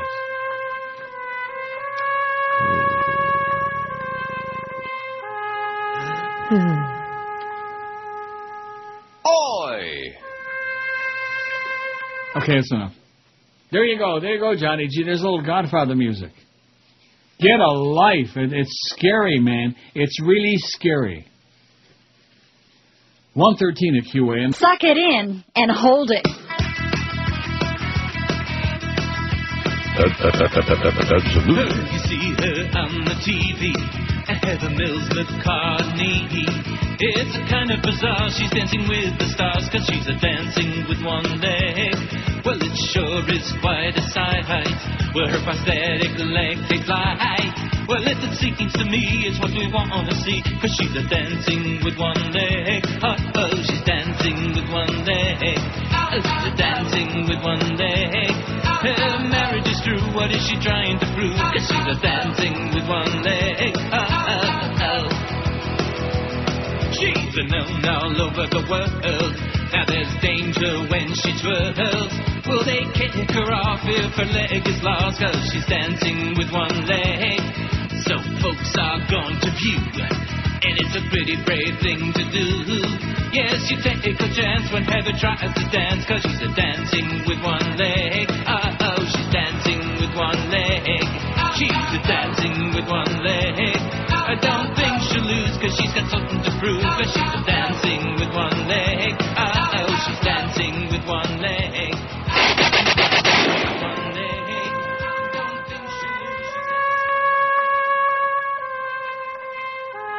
Guess who didn't send me any more emails during that break? Gee, could it be Johnny? Hey, Johnny. It's no accident, and somebody's going to get hurt. Cut the crap. God. 119 at QM. We got Mad Dog coming up at 2. Now, where are they going to be? At the Dolphin Camp? Is that what you tell me? Dolphin that is camp what for, we were told, Mad yeah. Dog and Hank. They're at camp. Wow. Someone set up a bogus FCAT website mimicking the official site that allows parents to look at their students' test scores in cyberspace, the State Department of Education said today. Scores from the writing portions of this year's Florida Comprehensive Assessment Test are expected to be released tomorrow. Later this week, parents can visit fcatparentsnetwork.com and use the login and password provided by their child's school. This is the official FCAT Parent Network, not the phony website. It tells parents what the scores mean, gives tips about how to boost student performance in the future, and if your kid has a really bad grade, to make sure parents don't visit the imposter domain, be careful not to misspell or inadvertently capitalize words. It's fcatparentsnetwork.com. No caps. Imposter domains typically use slight variations of official website addresses to redirect unsuspecting visitors to sites with ads and paid links. You probably wind up with Johnny G sending you emails. Wouldn't surprise me. Better you than us. The FCAT is the high-stakes exam that determines whether a student moves to the next grade level or receives a diploma. The release of the writing scores tomorrow starts a series of days to be celebrated or mourned in Broward's Pubic schools. The FCAT measures students' writing, reading, math, and science skills. School grades depend on the tests, which are given in February and March. Students, teachers, principals, and district administrators nervously await the release of FCAT scores because so much rides on the state's most talked about measure student achievement, teacher salary, school funding, the district's image, and most importantly, a child's promotion or retention. And it goes on about it. You don't care about that stuff, do you? No. Neither do I. Neither does anybody except nervous parents out there with dumb kids, you know. If your kids are dumb, it's probably because you didn't make them get smart. That's probably the reason. Or because maybe you're just dumb yourself. That could be it. Not that we have any dumb people listening. You do understand that. I'm not suggesting that at all. WQAM, hello. Yeah. Yes. Hey, about Mad Dog being on the broadcast, I think Hank asked him, and he said, well, it's not a deal until it's a deal, so... He doesn't want to say anything, and so I guess they square out the contract. He'll be on there. Trust me. Yeah, okay. Click. There he goes. He'll be on those games. Make no mistake about it. I mean, is there any doubt? Is there any doubt? All parties involved would have to be crazy not to have him on those broadcasts. Am I right about that? Am I absolutely correct? Absolutely correct, sir. Yes. Yes. Everybody, anybody knows that. I mean, even we're not that dumb. Although the organization is the one that selects the announcers. Am I right about that, Chris? That's correct. Like I said, even they're not that dumb. 1191 on the poll. Most people vastly overestimate their ability to reason, think, learn for themselves, 474. Be funny, 248. Drive, 228. Make love, 146. Just hope your partner's a good actress. See, that's one thing about gay sex. There's not like a lot of acting. Most people vastly overestimate their own ability to speak, a.k.a. make sounds with their mouth. That's M-O-U-F, mouth. 66. Cook. Cook is up to... About 30, man. And lie believably, soltanto tre. Solamente tres. Only 3. Who's that guy in the bathtub? Yeah, so I'm going to give Brady Quinn a sponge bath as soon as he comes to the Dolphin camp. And Mad Dog's going to do the play-by-play on it. It's a story of No, I'd rather hear the Regions again in Barbara Ann. That was a shocker. That is a much better version, too, as much as I love the Beach Boys. Of course it is. The Beach Boys sounds like they're sitting around at a drunken party, okay? They're obviously not taking it seriously. Right, that's right. You know, this was the hit. The Beach Boys didn't have a hit. Even that article about what a jackass McCain is said, you know, the Beach Boys cover of the hit Barbara Ann. It was a cover, baby. Cover this. Hey, Brian, put away the panda bear.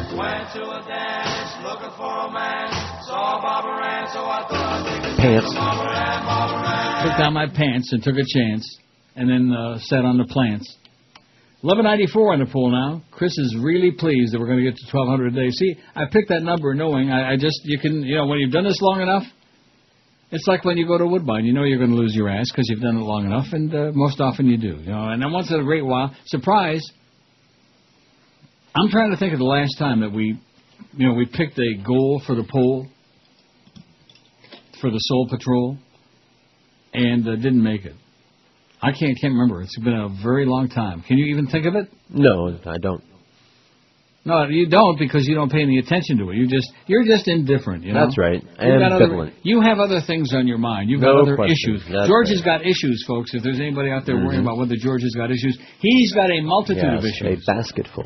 He's got multitudinous issues. And believe me, I hope he has a lot of Kleenex tissues because there's a lot of crying and tears shed as a result. But being a pathological liar is not one of my issues.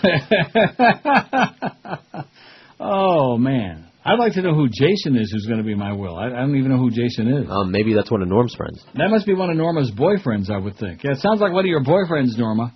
Jason my ass. Or maybe Chasing my ass. I don't know who that is. 25 after 1 at 560 WQAM. We got the Mad Dog and the Humper out at Dolphin Camp. Wow. What a way to start the new relationship between the Dolphins and QAM. Doesn't that sound like real, gung-ho, rah-rah, sis-boom-bah? Doesn't that sound like that, I hope? Yeah. Well, maybe I'll fake a little more enthusiasm, I'm talking about faking it. Hey, how about those Dolphins? All right. The biggest names, the best talent. It's the biggest orgasms. I fake foreplay. Oh, for those nights when you feel like a woman. Yo, Margot, you feel like a woman? Yeah, I feel like a woman. Well, then, hey, let's go get one. All right. That's the time for Lady Brute. Yeah, after a tough day at the precinct, I smell like a man, which I hate. So I splash on some of this stuff, and then I head down to the bar. Hey, you got a problem with that, Sparky? Lady Brute, when you feel like a woman. So, Cupcake, hey, you want to dance? New from Fabergé. Oh, look at that. We got 12:02 on the pool. Oh. All right. People are dancing in the streets now like Martha and the Vandals, man. They're dancing, they're hip-hopping, they're jumping up and down, they're doing the Kazatsky. I never did watch Borat when you sent me the Good Virgin, the DVD. Never watched it. There. It'll wait. Yeah, it'll wait. I got a couple others to watch, like that one of Mice and Men. Right. Good movie. Of Lice and Men. Is that shrimp fried lice? Of Rice and Men. Is that, here's the fact, says, is that your manager Tom Hanks yelling in that Dolphin promo? Now, is that supposed to be, I don't get that. What am I missing? I guess it sounds like Tom Hanks to that person. No, it doesn't. Sounds like Mad Dog to me. All right. Also, I suffered for many years at a Catholic school in Miami Shores. That's obvious in the 70s. The principal was Sister Jean, it says. Oh, not Sister Jean, the dancing machine. I don't know if she was the dancing machine, but those were the worst years of my life. It says, have a nice day. And you too. Sister Jean, the dancing machine, a swinging nun with happy feet. Probably the same one, Sister Jean. That's Mean Sister Jean. Remember Mean Joe Green? This is Mean Sister Jean. I wonder if she and Janet Reno are still doing the... What? Kazatsky together. I think they're doing something, man. You know those nuns. You think they ain't getting none? No. Surprise. I think they call it scissoring. They're getting something. Oh, this story by Sandy Price, Capitol Hill Blue. This is a must. I got to do this. The Spirit of Christ compels me, and it's about those religious nuts. Onward Christian soldiers, ? Sandy Price says, I have a theory I'd like to discuss and receive some feedback. The subject of prohibitions, abortion, same-sex marriages, death with dignity, and stem cell research are all in the minds of many Americans who are involved in their Christian doctrines. They somehow feel that there's something wrong with being able to make these choices on their own without the government's permission. We all know that when the first social prohibition was put into the Constitution by way of the 18th Amendment, it took a new FBI to enforce the new law, and they failed to consider the crime cartel that developed within the American voters to drink anyway. It wasn't the prohibition that failed, but the enforcement. So how can these Christians ever hope to get these prohibitions made into law when they know the enforcement will never work? We have seen our federal enforcement agencies fail to enforce the laws within the realm of the Bureau of Alcohol, Tobacco, and Firearms. The ATF flexed their gun power at Waco and did nothing but burn alive many Americans. We've seen our federal agency overpower the freedoms of many Americans, and it's not a pretty picture. Our Internal Revenue can take Americans to trial when they don't pay their taxes. Many of these non-payers have their hands in the federal budget and will absolutely take what they need through welfare without putting anything back. That's being called a thief in my book, but that's another commentary. How are we as a nation of federal laws going to enforce the prohibitions being lined up by Christian America? In the past, we saw armies of Christians go to battle with Islam in the Middle East by a private army called the Crusaders. Then followed a group of very religious knights who wandered all over the Middle East. They were called the Knights Templars. This combination of Christian warriors massacred many innocent people all over the Middle East and was considered justified as these murders were done in the name of Jesus Christ. We saw Spanish armies rape and pillage through North, Central, and South America, killing millions as they pushed their way to find gold. Have we now seen the beginning of another Christian army, this time in America? Hal Brown did a wonderful commentary on Blackwater, and I was so impressed by the information I bought the book, and I'm reading about the development of a private army to protect our American people abroad and now at home. I've been taught to follow the money when I see a new system in development, and the money for this new private army comes from the billionaire Eric Prince. Mr. Prince represents a massive movement of evangelical Christian groups who have in their agenda to pass all the prohibitions mentioned in the first paragraph. My first question was, how many congressmen are involved in this movement, and why are they allowing money to be spent on Blackwater instead of funding our soldiers' safety equipment? Is this part of the surge that Bush is pushing in Iraq? There are too many questions as to why a Christian-financed army is needed anywhere to represent America. When the war in Iraq is over, will these private warriors be brought home and put in the Homeland Security to enforce the new prohibitions passed by our federal government? I've Googled Blackwater and have read all their good deeds and actions, but under the Bush administration in conjunction with a Christian coalition, my doubts about the legality and ethics of this stand out as just another cheap movement to get those prohibitions into our laws. They have the enforcement all lined up, and it'll put America in the arms of a police state run by Christians. Am I the only one who finds this dangerous? No. I've listened to a lot of comments about the massacre at Virginia Tech, and the words festering anger popped up several times. Where does this festering anger come from? Some say the hypocrisy found in the corruption in the White House. I'm upset by it, but I'm working to find solutions to stop the rage, and hopefully the corruption in America.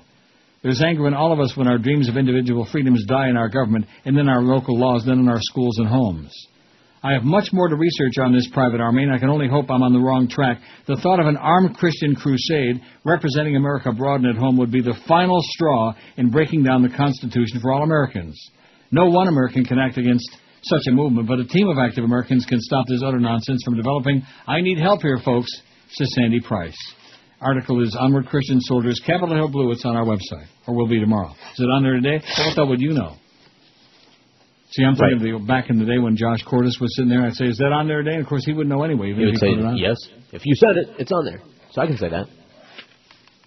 Is that what he was saying? Would he also say five lies? Yes.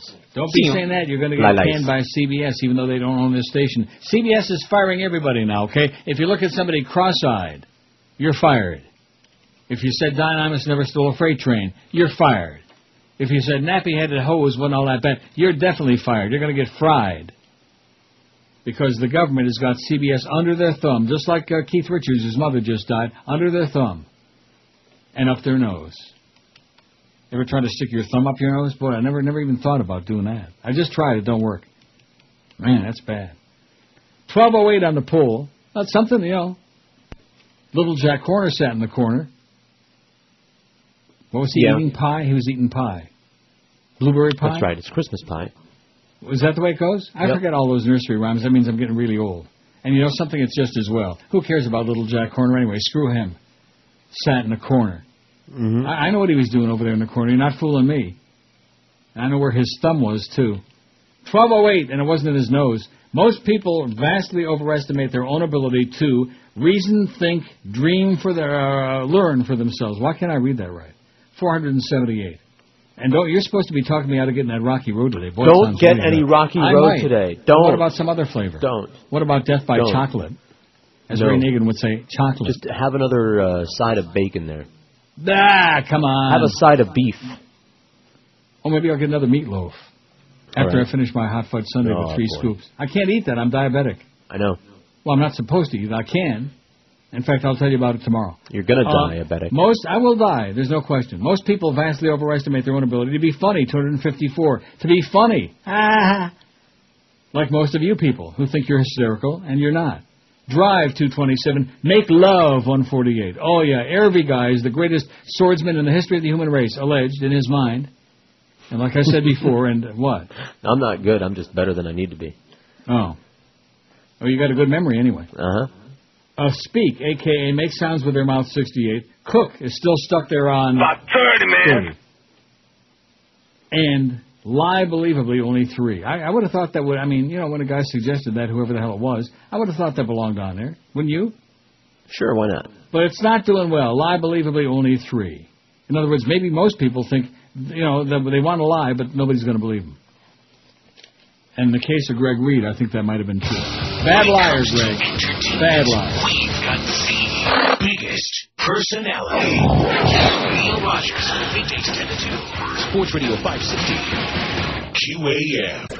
It's been brought to my attention that your ratings are dying now.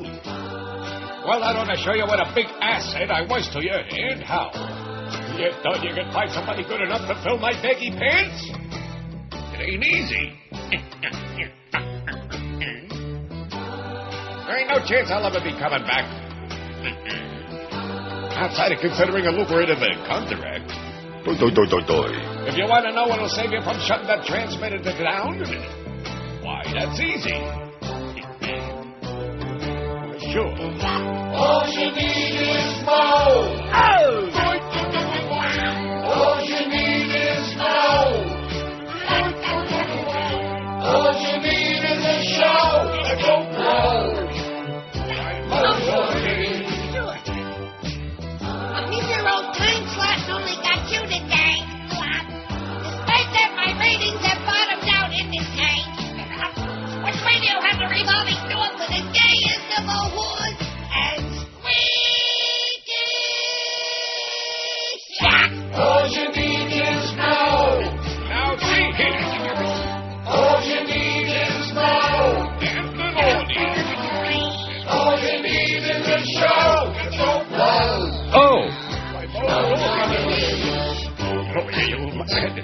By the way, something. Jack told me to give you this. What? You see?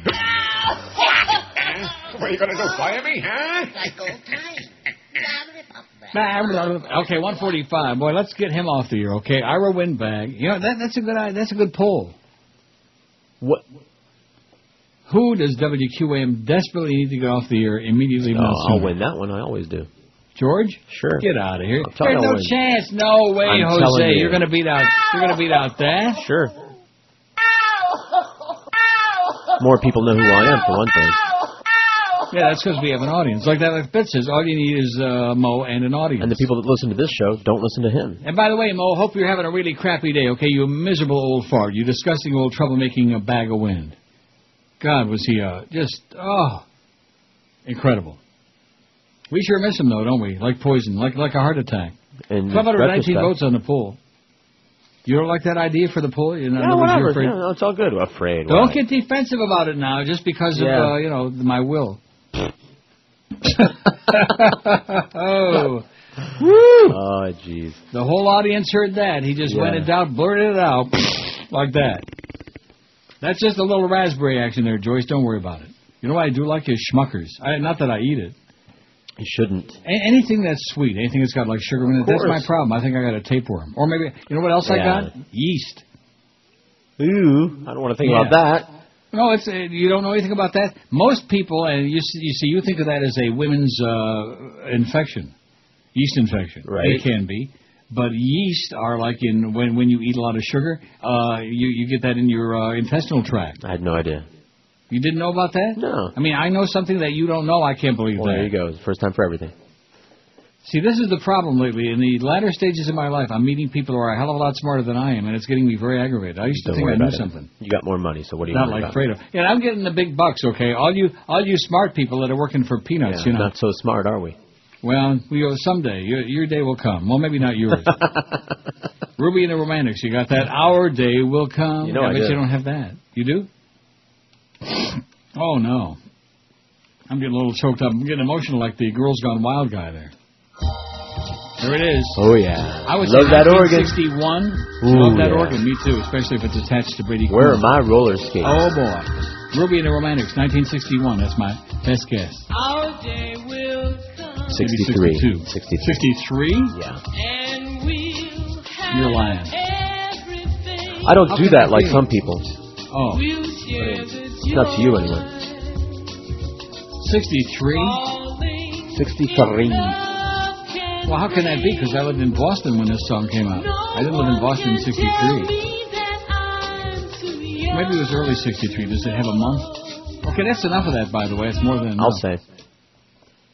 Very, very mushy, very syrupy. We don't want to play no syrupy. Corny. Oh, look at that. There's Swillery on there, and there's Paula Zahn, who's as dumb as a box of rocks. That's according to the people who work with her at CNN. They said she's so dumb, it's scary, it's frightening. Somebody's got to read to her the cue cards, just pathetic. Paula Zahn. And I don't think she's all that great looking either. I could be wrong about that, but You're not. I mean, once upon a time, I'm sure she was about 60 years ago. Once upon a time, she was adequate. Yeah, in America. Now, there's a movie you should all see, Once Upon a Time in America. Oh, now, what's the movie? Now, let's see. Your good close friend, Ricky, and my friend. It's a movie about some Japanese kids who get into a life of crime. I guess during the break I'm going to have to look it up. Okay. I don't have time during the break because I don't come back. And I got to go out and pick it up today. I forgot to write it down. You have any idea what I'm talking about? No. The Japanese movie? What? That Japanese movie? Yeah. Never heard of it. Something tomorrow. The last word of it is tomorrow. The sun will come out tomorrow. Let's do some show tunes. I'll look it up. It'll just take a second. Plus, it's not important anyway because it's got nothing to do with the Dolphins.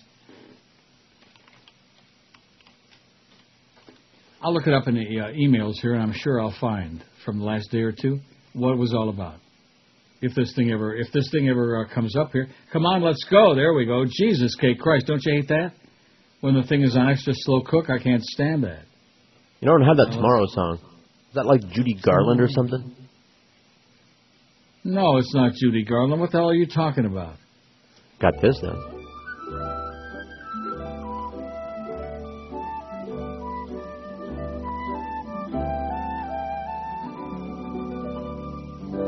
The front page of your paper is bound to make you sad. This is older than you. You're the worrying star. That's pretty old. Better luck tomorrow. The front page over where Thanks, the Ricky. news is not so Enough of that. What are you playing? Mary Martin. Oh, Mary Martin, my ass. Better luck tomorrow. I guess I better write that down because obviously I'm not going to remember it. You never heard that movie? No, I'll write it down too. It's supposed to be great. It's about a bunch of Japanese kids who turn to a life of crime and what. I don't know. Maybe they look good. I have no idea, although that would be surprising to me. Chinese kids, that's another story. Now, why is that? I asked you that once before. Why is it that the Chinese, so many of them are such beautiful people, and the Japanese, I don't want to make like an ethnic slur on there. I disagree with you. I disagree with you. What do you mean by that? I don't, like you know something? About the Japanese women versus the Chinese women? Yes, I do. I wasn't talking about women. I was. Oh. Well, maybe the Japanese women look good and the Chinese women are ugly, and that the could very well Japanese men be. are ugly, and the Chinese men are... That could be. Smooth and beautiful. Not all of them, of course. See, the Japanese women have been known to have an ass now and again, whereas the Chinese women can't find one between them. Oh, you're back on that ass thing again? Now, let me ask Chris a question. Speaking of ass, I'm sure he's got an ample ass. Is that last break really only 3 minutes or what? Or is that my dreaming? It is 3.5 minutes with the rejoin. With the hour-long rejoin. What does that mean? It's a 3-minute break and then you have a 30-second rejoin? Yeah. Is that the one that says, hey, it's 1st and 10 on the 45-yard line, and there goes Culpepper back to pass, and he just fell down and broke his ass? Is that the one? Almost. Now, is he really going to be the quarterback? Who have they got? No, he'll be gone. Sign Brady Quinn. He'll be gone. He'll be gone? Yeah. Dante's Culpeppers? That was a nice sign. That was almost as good as the Panther deal with Bertuzzi and Alex Old. That was the worst trade in the NHL history. It's a damn good thing for that organization that nobody in town knows a damn thing about hockey, including Denise Potvin, because they would have just reamed their ass. They would have just gone nuts about that franchise.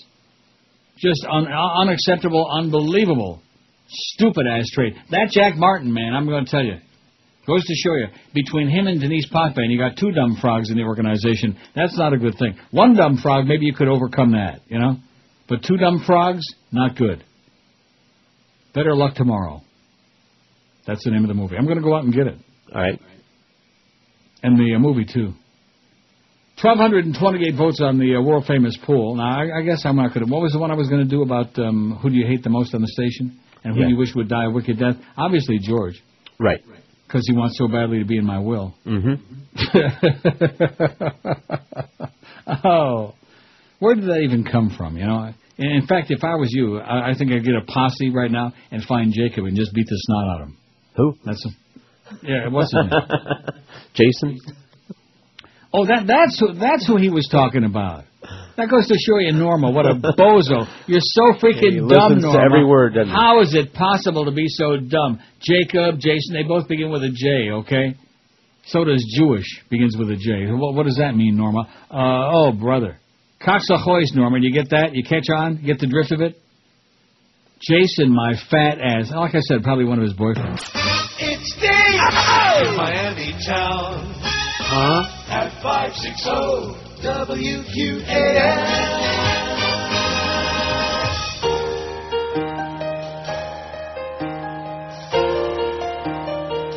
It's 30 a day plus gas. Well, I rented Lincoln. Cash or credit. And I drove up in the hills. You want the insurance? And to recall how it happened, well, good luck. It still gives me chills. What a weirdo. Followed my map of star houses. Yikes. And was shocked to see sitting on her front porch was Angelina Jolie.